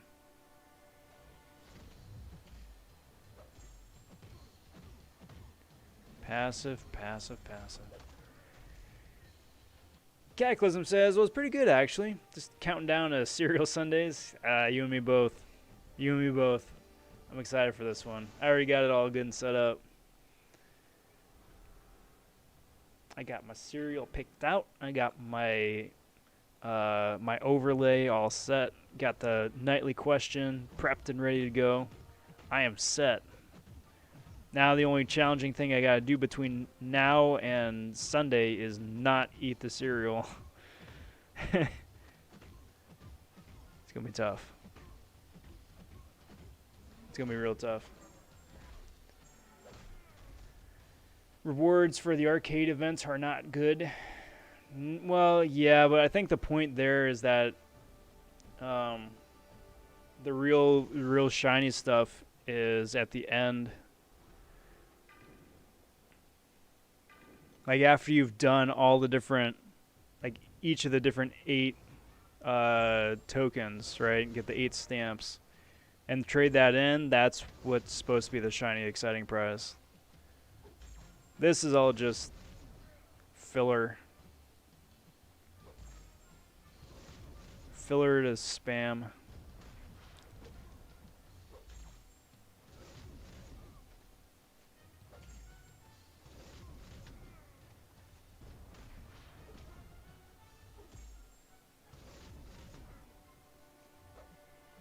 Love it.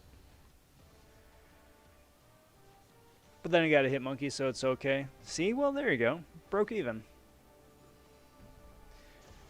Biba says, I'll be doing 10 featured. Hopefully Scarlet Witch will be throwback, but I think it'll be Vision. I hope it's Scarlet Witch as well. I really do. I don't think it will be, but I really hope it is. You're guessing Vision. I'm going to guess War Machine. But I would be very delighted if it was Classic Daredevil. Because classic Daredevil I'd take up to rank 5. Just, I mean, for no other reason because he's my favorite Marvel character.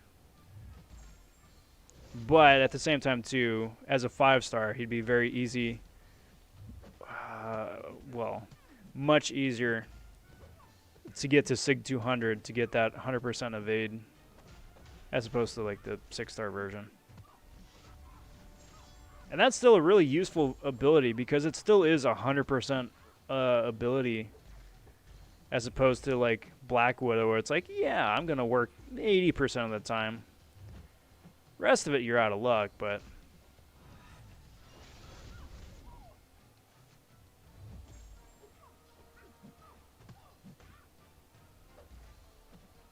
Come on.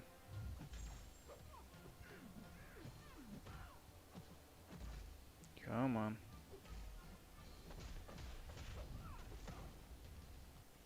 Means it's a good cereal. It is. I like it. It's near and dear to me and my blackened heart.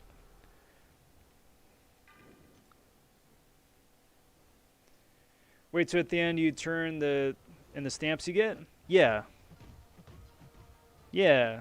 Yeah, that's the whole idea. So you gotta go through 8 events and get the stamps. And then once you got enough stamps, you can turn in the completed card with the stamps on it for the super spicy prize. It's basically a glorified Chuck E. Cheese. Or like whatever your equivalent to that would be.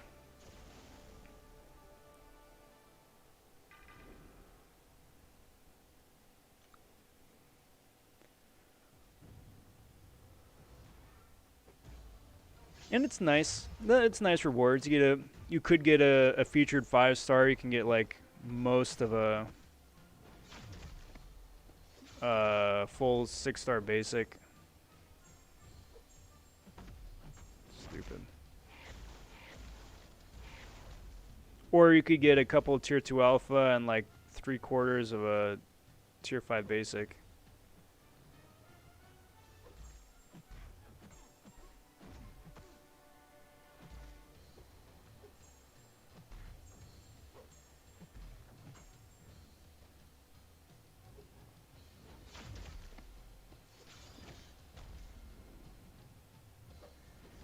You can get that slow. And you can get the cold snap.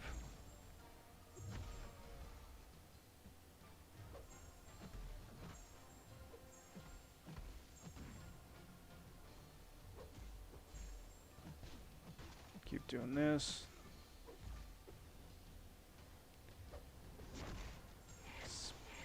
Special intercept, do that.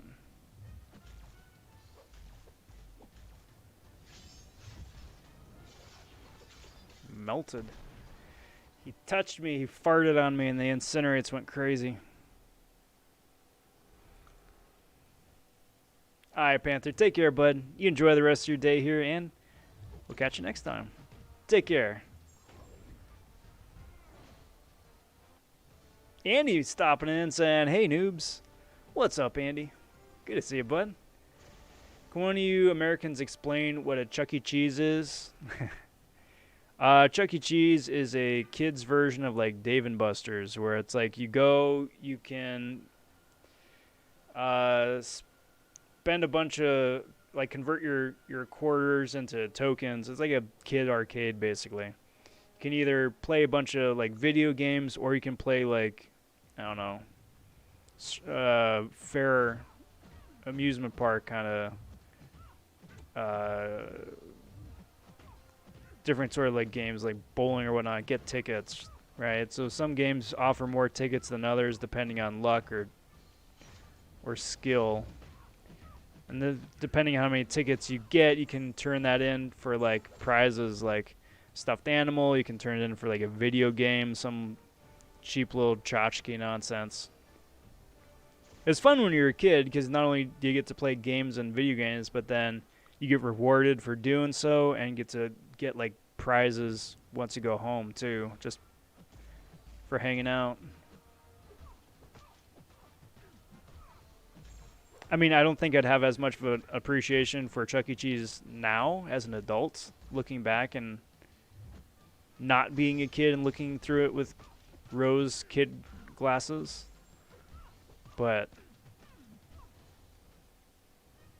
at the time was a lot of fun.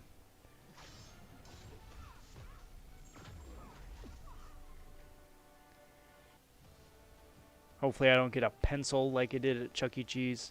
Yeah, but that will forever be your Chuck E. Cheese pencil.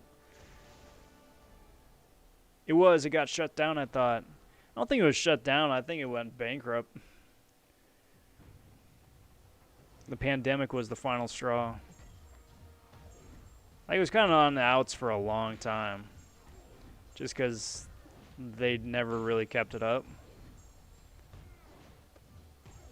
And every time you go in, it kind of feels like it was that rundown place from the 90s that still felt like it was a place from the 90s, but not in the fun throwback way. Like, hey, if I look under this bench, I really will find something from the 90s. That sort of thing.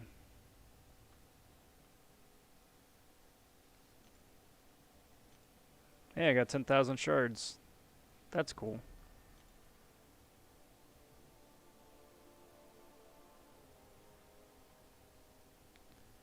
So it kind of sucks because, like, there will be these 3 things in my special tab that I will just never be able to do anything about. And they're just going to sit here for the next 11 days, the rest of the month. Sitting. Teasing me for prizes I can never have. Surprised Chuck E. Cheese is still even open. Their pizza is horrible, and they have had vermin problems for years. Yeah. Yes, they have. Yes, they have. So I'm saying, like, at the time in the 90s, it was the place to be, right? Because there wasn't anything else like it. It was like an arcade, but for little kids. Back when, like, the arcade was still a thing, too.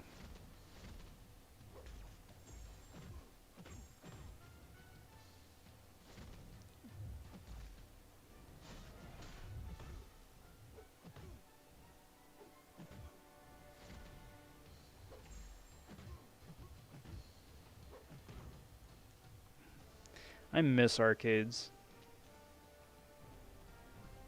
For the atmosphere, really. The games were fun, and being able to play multiplayer games in person with your friends or with randoms, right, was always a lot of fun too, but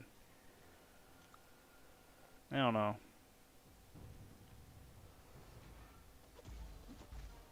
Like, really, there isn't anything about arcades that, aside from just the atmosphere, that hasn't been, like, completely improved upon in every regard nowadays. But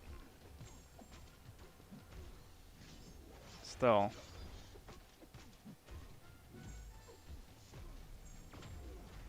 Oh, 1%. Get out of here. Isn't every arcade for little kids?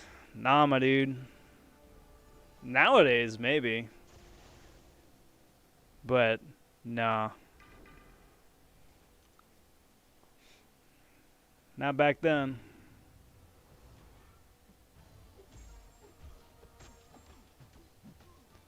Like, if you wanted fun multiplayer games, the arcade was the place to go.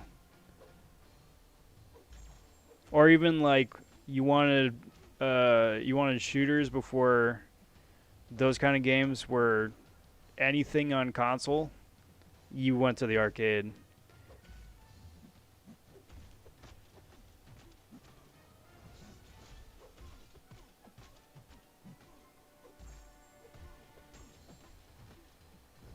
Like, the arcade was the place to go for, like, Mortal Kombat, House of the Dead. Bunch of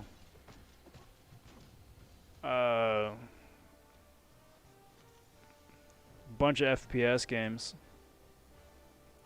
But instead of just like sitting there on your couch with a controller, you actually had a blaster in your hand, which is pretty cool. I mean, granted, you know, in 2020's COVID land where, you know, germs and all that, right? Holding the same blaster that like everybody else before you had, every snot-nosed little kid, grubby teenager, it's just like, so you build up your immunities, I guess. But you never thought about that when you were there. It's just like, yeah, okay, I got next. Come on, rogue. Thank you.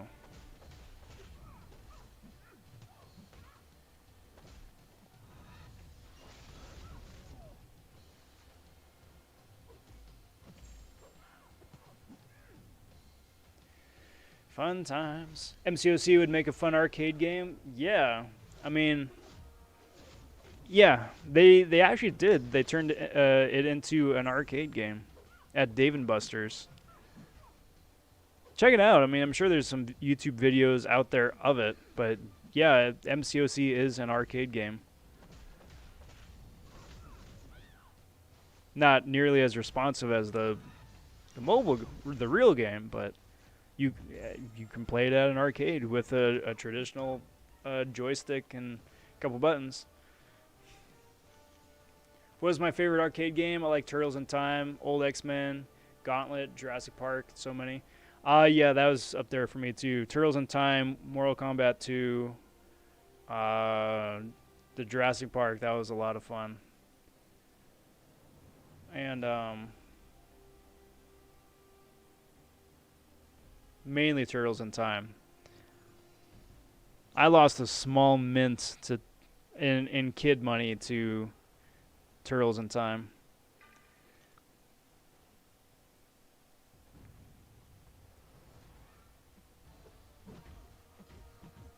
Foosball was great. If you didn't go home without bloody knuckles, you weren't doing foosball right.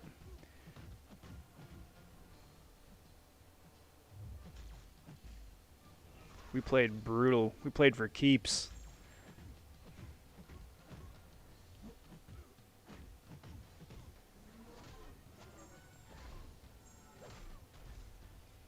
Part of me, I mean, a big part of me wants to play foosball again, but another part of me like is like, yeah, but you don't really want to play foosball because then you'll just realize how slow your reflexes have gotten in the interim.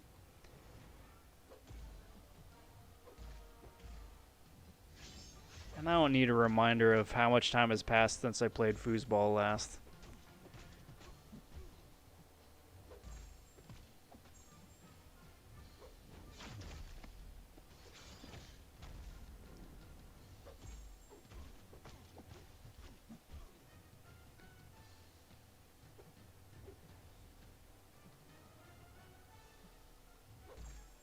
Pew pew.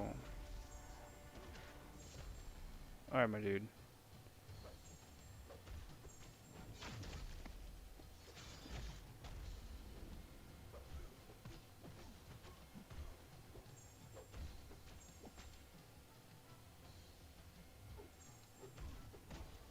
Bye-bye, dude. You know, I noticed that Kabam doesn't want people to try harder content for the side events. They do that entry fee instead of making it so you pay at the end.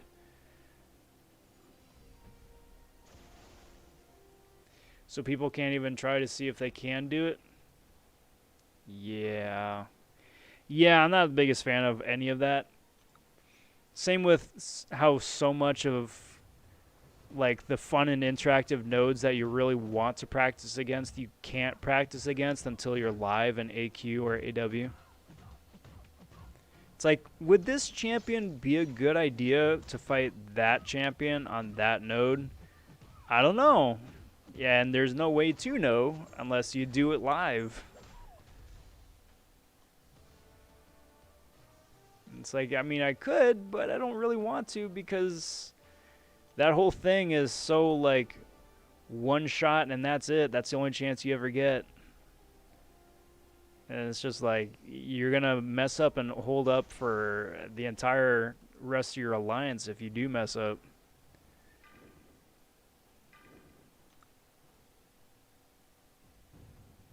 Must have really wanted that eraser. No, I always saved up for the bigger prizes. Like, I may not get anything today. I may not get anything next time either. But when I come back, I'm going to get like that 3,000 or that 10,000 prize. 10,000 ticket prize. And it's going to be awesome. It'll be well worth it. Because, like, you know, when you ever go to like a birthday party or whatnot, a lot of my friends would always just cash out on some of the candy or the eraser or the pencil or whatever. The stuff you can get for like 5 tickets, 10 tickets. I'm like, nah. I dream big. I want the stuff. The actual tangible cool stuff. The RC car or the video game or whatever. Speaking of video games, I saw that they had Tiger Electronics X-Men at Target again. Like, I guess, I mean, they're kind of like on a big vintage kick for the Marvel stuff. We've got like vintage carded Marvel or X-Men and Spider-Man. And that's cool. But then they brought back the Tiger Electronics handheld game. I'm like, that's nice.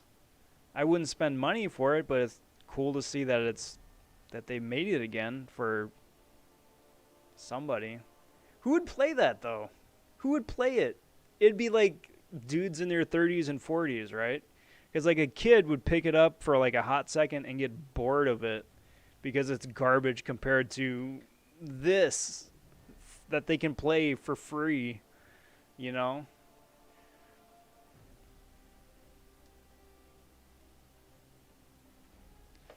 Andy says, what is the stream question meant to ask? I don't really understand it. So for any game that requires like you looking up or looking down, how do you have your controller set? So for like most people, it's regular, but some people invert their controller. So instead of like pushing up to look up or pushing down to look down, it's the other way. You push up to look down or you push down to look up. And some people are, some people do. One of my good buddies actually prefers to play inverted, and every time we play something or pop something in for the first time, I always have to hear the grief. It's like, oh man, I gotta like, can we pause the game for a little minute? I gotta invert my controls. All right, buddy, sure thing, you got it. Or if you're playing a one-player game, and we hand off, where I play the next KO and then he plays the next KO. It's like we're just constantly switching between regular and inverted.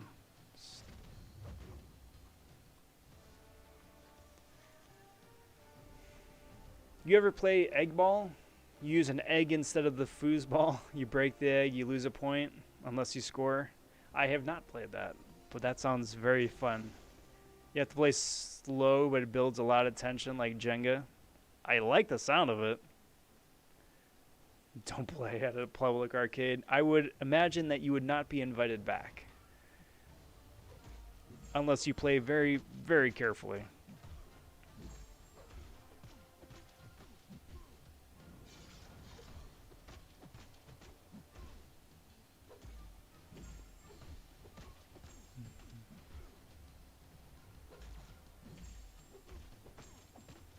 Pew pew, pew pew, pew pew.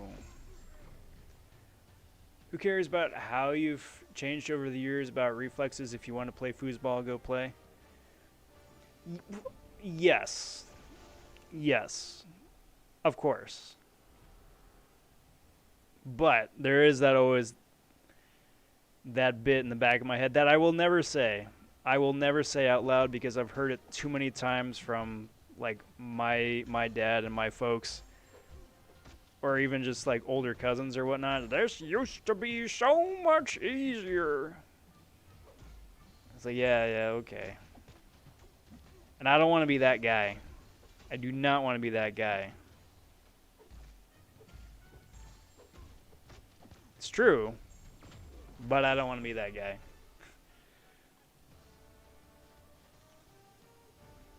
And no matter how much, like, try not to think about something, you're still going to think about it. Some part of you is going to think about it. It's going to cross your mind at one point. It's how you act on it, of course, that really matters, but you're always going to think it at least.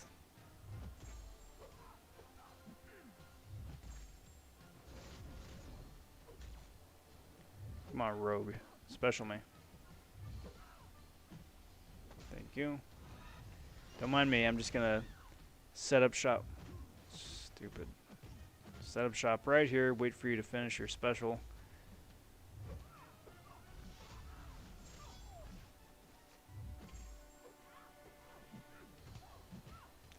Now, if you would, kindly, special, please. Please. Thank you.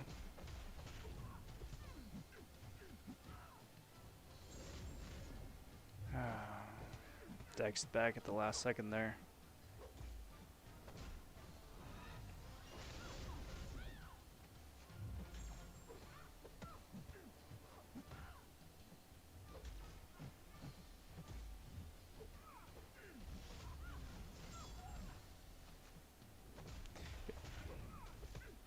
Every champ has their use. I just caught myself, I was like, man, I should just bring Guardian in for every fight. Just get to a special 2 and the game's over. But not every fight is like that. Everyone's got their use. Do you have an Xbox, PC, or PS4? Well, I got the PC. It's not the best gaming PC, but I can run most things well. I have not had problems yet with the little bit of Cyberpunk I've played. I mean, it isn't going to be the biggest, shiniest, whatever, but looks better than the PS4 version, so that's a win in my book. I do have a PS4 version, though, too. So, very happily, I wound up getting the PC version of Cyberpunk instead of the console version, not knowing that the console version was going to be hot garbage, so that worked out. But I got PS4 as well. I haven't played it in the longest time. I really want to because there's like a backlog of stuff spanning back almost a decade between the PS4 and the PS3 that I really want to play. I just haven't gotten around to it. Someday.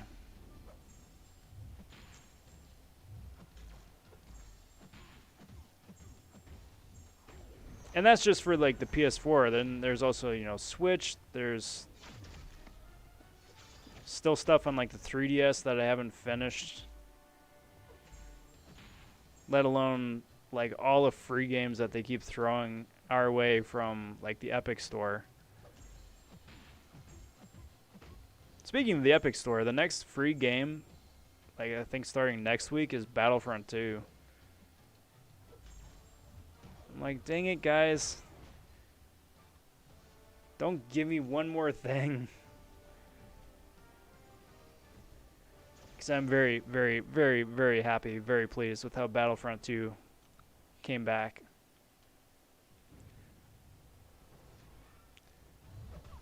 Robert rhymes with Hobbit.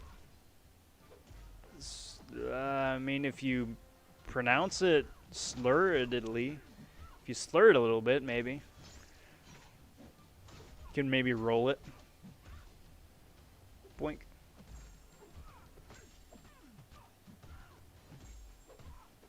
But as far as like Xbox One X or PS5 go, I'll probably get the PS5, but not for a while. Spider-Man Miles looks like it's fun to play, but that's really the only thing that I would halfway be interested in, and I could get that at PS4 if I wanted. So like the increased load speeds is really cool. The higher fidelity is great. Processing power to handle the effects, awesome, but I don't really want to hunt for one, and then once I finally do find one, spend the $400 or $500 for a Netflix machine, you know?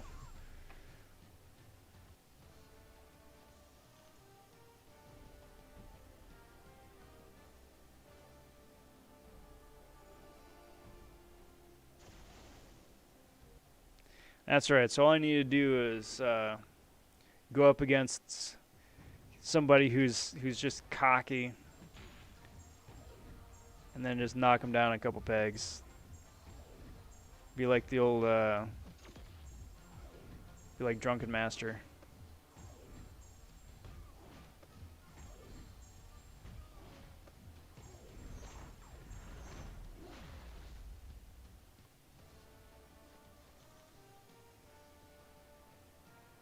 Freaking Jackie Chan, man.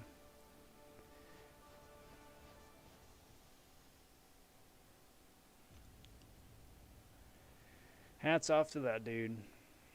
Miles only has 6 hours of gameplay, so I'm good. I'm not spending $600 for a PS5 and a game for 6 hours. I will give it to them though. At least Spider Miles is a bit more of an open world, so you can, even though it's 6 hours of gameplay, you can still like futz around. Whereas like when PS4 came out and you had the Order, was it 1885, whatever, which is much like Miles, strictly just like a graphics showcase for the console. That you played it for 5 hours, you stupid freaking Nightcrawler.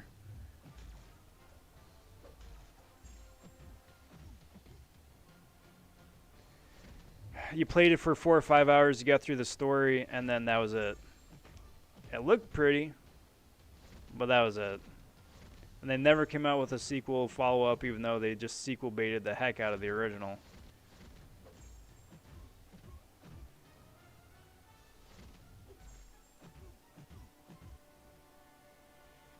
What is with this dude, man?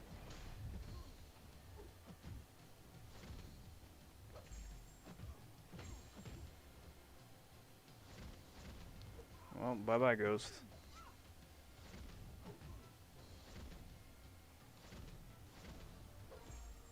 Forget you. Oh, come on. God. So passive. I was doing a bit of play testing earlier, going up against Realm Winter Soldier, just to practice a couple things. God, I don't know what it is. Whether it's just this round of like bot pathing, bot planning. But he was so freaking passive. And that's no fun. It's like, come on, man. It completely kills the flow of the gameplay to like fight and then lay into the guy a little bit and then have him just like block with a couple bars of power. So I was like, what am I going to do, you know? Am I going to go in and try and like go for the heavy so I can keep the damage cycle going and then eat a big special to the face? Or wait and try and bait out that special, which again, it's going to take time and may not be really effective.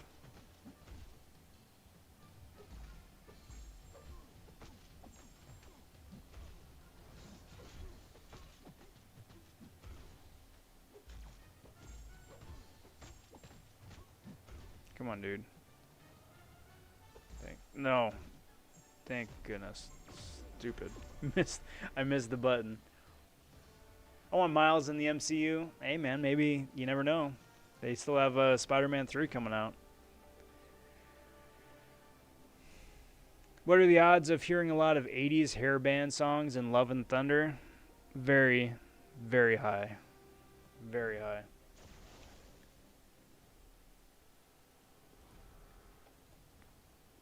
The power ballads are coming.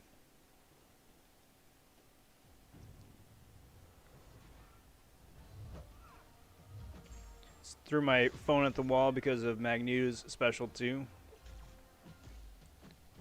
Well, that's unfortunate. You know what? Let's just do this the easy way. It's the longer way, but it's the easier way. Come on.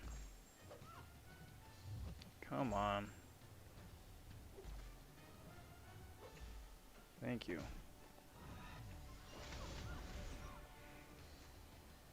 I'm gonna be done with this arcade stuff after this one. I have gone from, okay, I'll just take care of a couple, to I am not having fun with this anymore. Go back to arena for a little bit, maybe.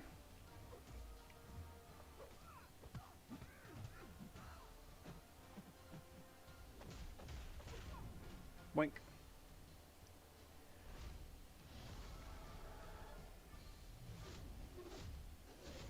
I lost the arena streak, too. I'm sorry, Andy. That's rough.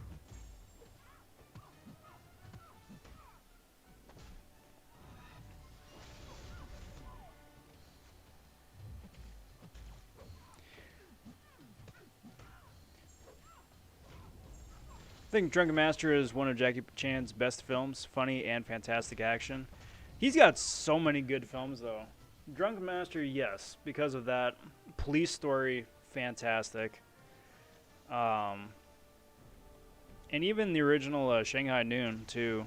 Just for, like, one of his bigger profile American films.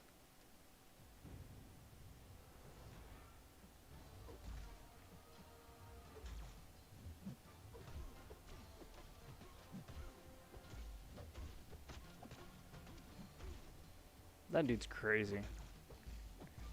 Such a high respect for that guy professionally.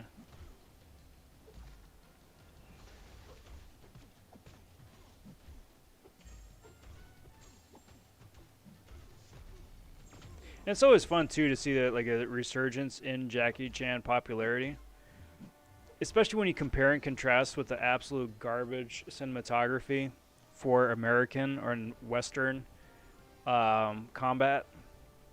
Like what they've been doing with John Wick, and then like all of the films that John Wick has influenced since then, it's a nice breath of fresh air. But at the same time too, like when you got like 7 cuts in between a basic action just because you're constantly cycling through the actor and the stunt double to try and like drum up artificial interest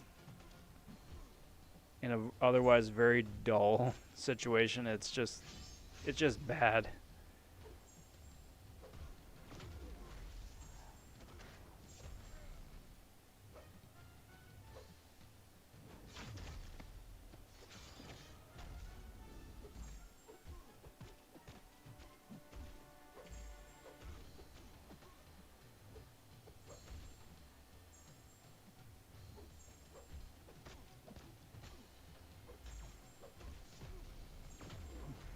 Pew pew.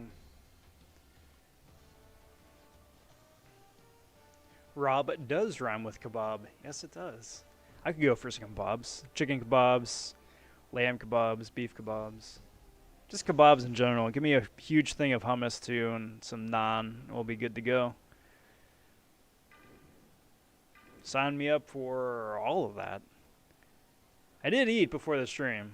I definitely did eat. However, I wouldn't be opposed to a nice plate of kebabs right in front of me right about now. Or just as good, homemade ones too. Just make a skewer with chicken, with some peppers, onion. Let it soak overnight in some marinade, and then throw it on the grill. Yes, please.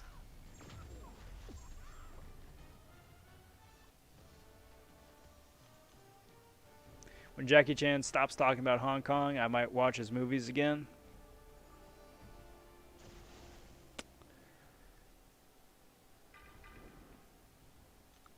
Yes, that is, yes. A very, I do not envy his position. I do not envy his position. I think Jackie Chan is, am I going to get KO'd right here? Yep. Jackie Chan is very much trying to avoid what happened with Bruce Lee.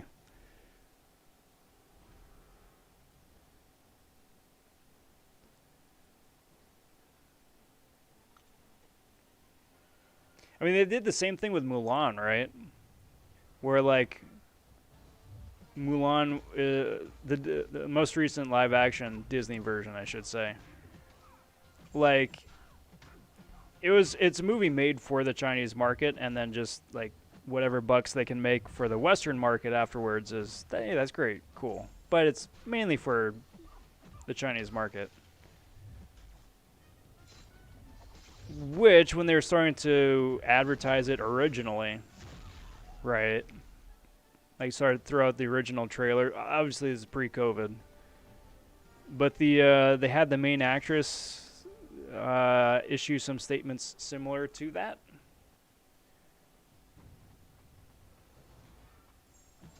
And part of me wonders if that was actually the actress speaking for herself, or if some marketing person got to her and was like, hey, we need to say these certain things in order to be allowed to screen.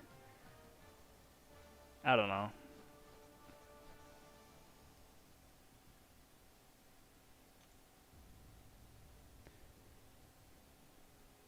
Hey, there we go. That was all of them. Sweet. Thank goodness. But that would not surprise me in the least bit if that's how that all played out. Somebody in my alliance is going hard for a 6-star Colossus. I have not yet seen a 6-star Colossus pop up, so somebody is not having a good time.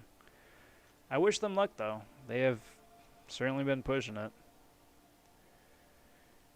The Kabobler. That sounds like a Adam West Batman villain, or right there. I'm the Kabobler. I've just got like 2 kebabs for arms. It's just like an inflatable beach ball that they just spray painted to look like muscles.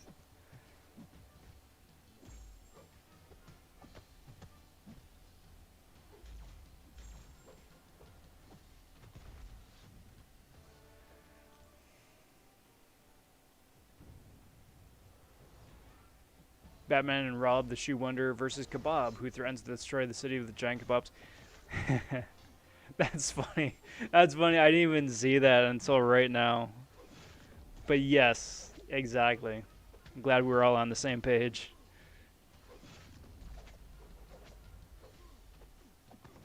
Y'all need to stop talking about kebabs. It's not fair. Because in no way can I have kebabs right now. All kebab places are closed, and I have no food to make proper kebabs myself.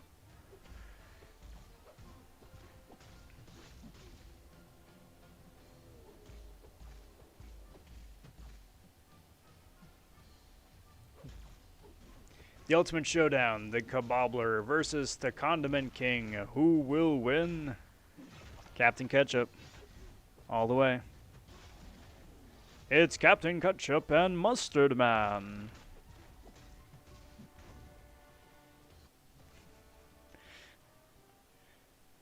I'm just imagining them look exactly like Mermaid Man and Barnacle Boy. Just like copy paste.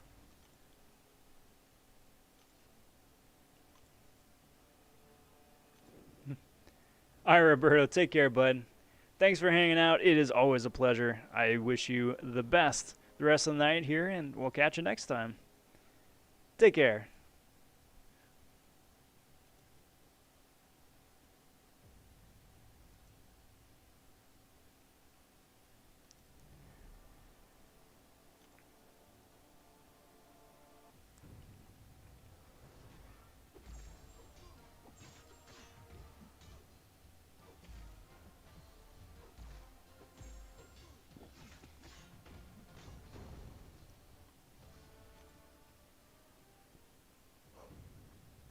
Freaking Kebabler.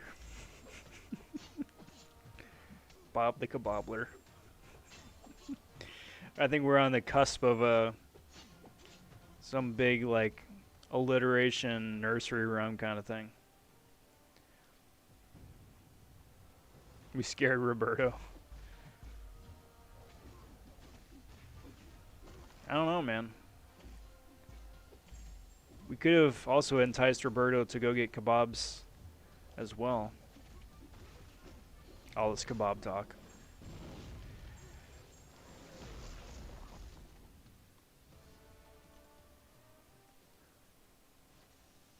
Or he's like Beetlejuice. You just say the kebabler's name 3 times and he appears. I mean, it's never been tested before, so it's possible.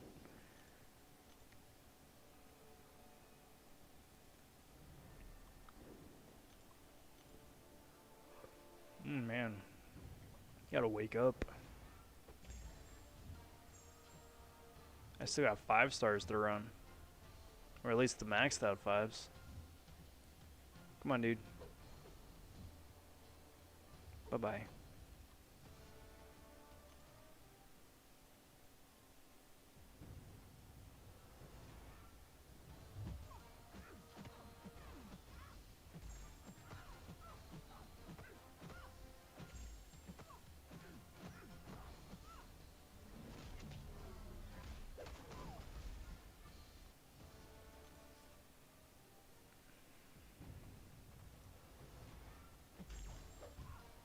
Man, that's bright.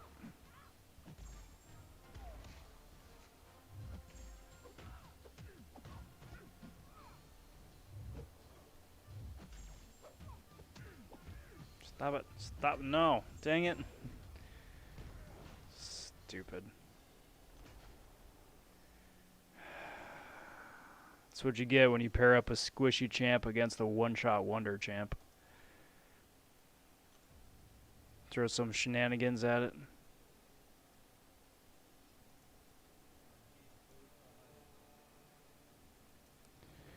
Always nonsense.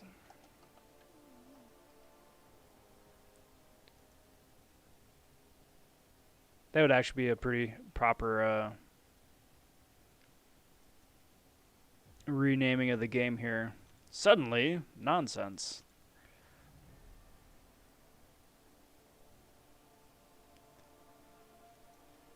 Would be quite appropriate, I think.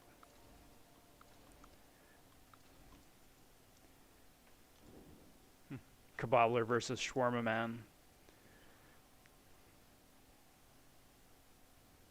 I don't know. I'd be very interested in that matchup. Everybody wins in that matchup. Everybody wins. Free samples for everybody.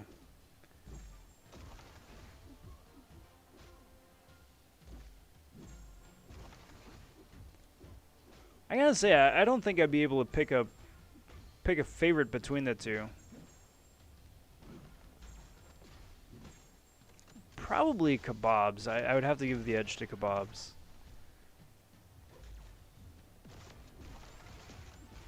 But it's close. Both of them are very nummy.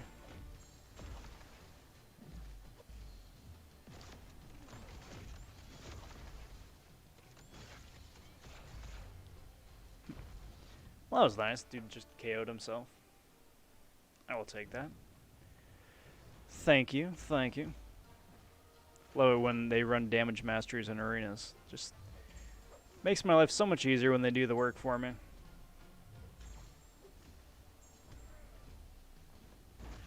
Pop, pop, pop, pop, pop, pop.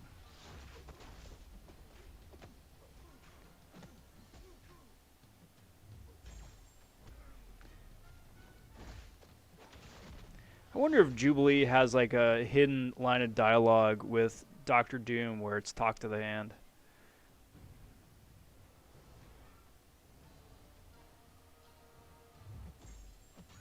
Wouldn't that be wonderful?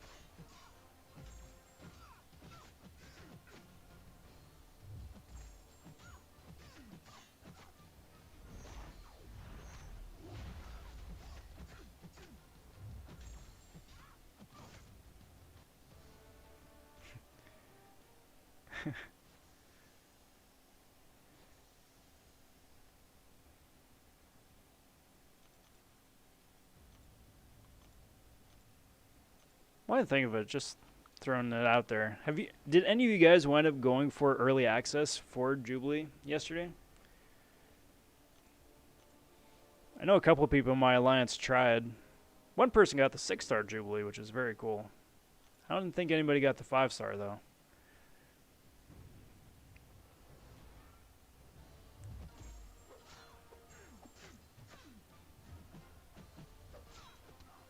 We used to have these giant food festivals downtown. You pay $40 to get in and sample from 20 to 30 local restaurants. Oh, that's so good. Breweries and bakeries. Live music too. Yeah, man. And it's gonna be really rough too because there's so many like micro pubs and micro breweries that have just popped up over the last few years. Those guys wouldn't be able to endure this, you know. Just barely scraping by as it was, hoping to just build it up into something else, but being shuttered for a year.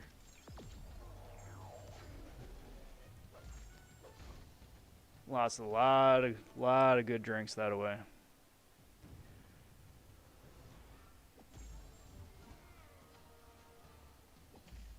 Blade is not a metal champ, guys. For some reason.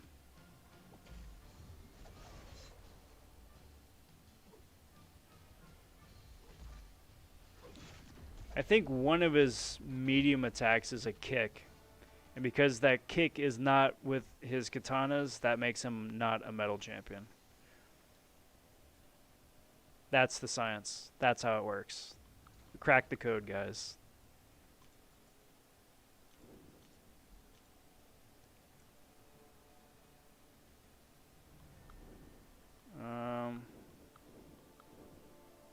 Yeah. Hey, what's good, Kingslayer? How's it going, bud? Good to see ya. Happy Friday. Saturday for you now. Happy weekend. Now, how's it going?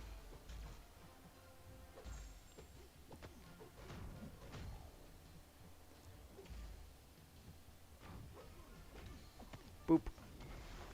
Boop. And Havoc's down.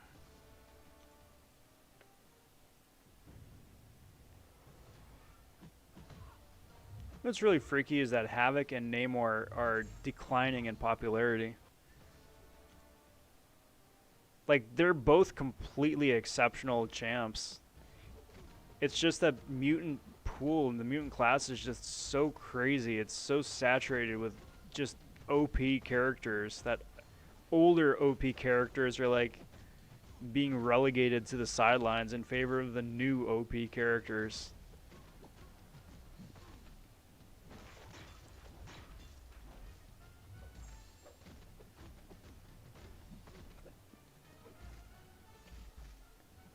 Shame.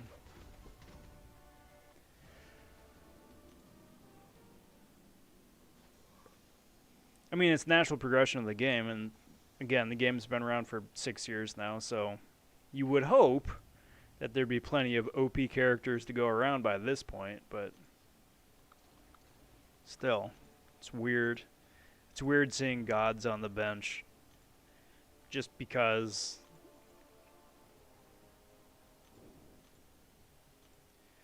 I would rank 5 my Namor if I had the catalysts. Natural Sig 80 or 100 now. Nice. Yeah, the catalyst drought is real. And it's across the board too. It's not just like one thing that people are missing anymore, right? Like people need tier 2 alpha, people need tier 4 class, people need tier 4 basic, tier 1 alpha, tier 2 alpha. All this stuff.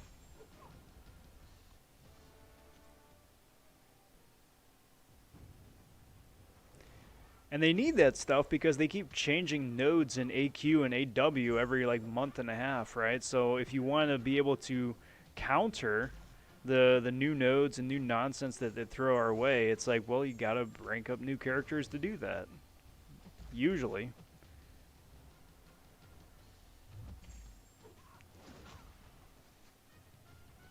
However, because we can't have nice things, Just a bit more difficult that way.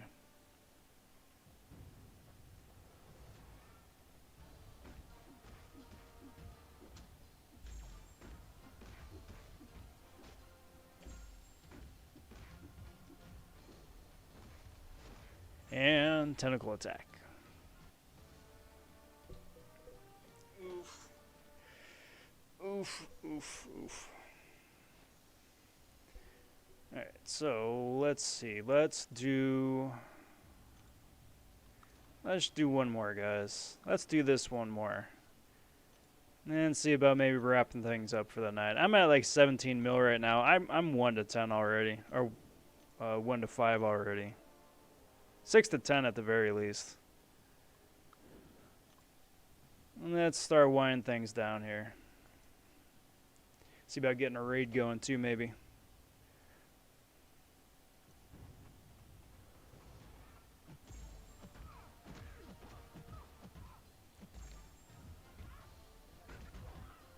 But I'll be able to do that here in just a minute. I'll be throwing a link in the chat box. We're gonna go raid somebody, say howdy.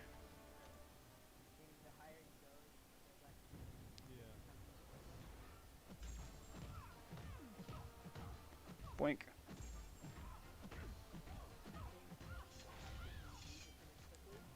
Do that. Come on, get out of here, Sparkles. Get out of here, Sparkles. Beautiful. So, let's get going. Tantan says, did you get all of your gold coins already? I did. I'm good for through next Wednesday. Let's go ahead and say hey to People's Champ.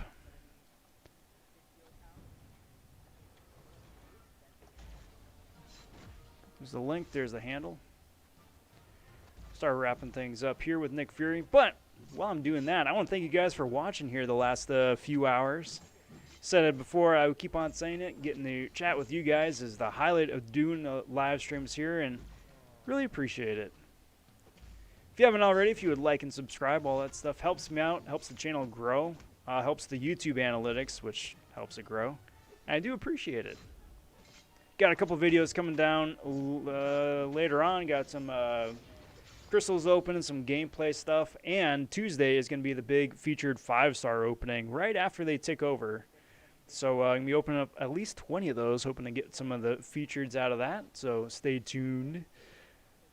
And I'll be streaming on Sunday for the Super Serial Sunday Serial stream. It is my favorite live stream of the week. I'll be chowing down on some delicious cereal. Which one? It's a surprise. But do pour yourself something too. We'll all just kick back, hang out, and have a good time. And punch some dudes in the face in MCOC. I think that's it for the to-do list. Again, I got the link to People's Champ stream over here in the comment section. Hashtag RobVonRaid. I'm going to be stopping over there saying howdy. Hope to see you there. But until next time, everyone, take care. Talk soon. Stay safe. And take care, everybody. Bye for now.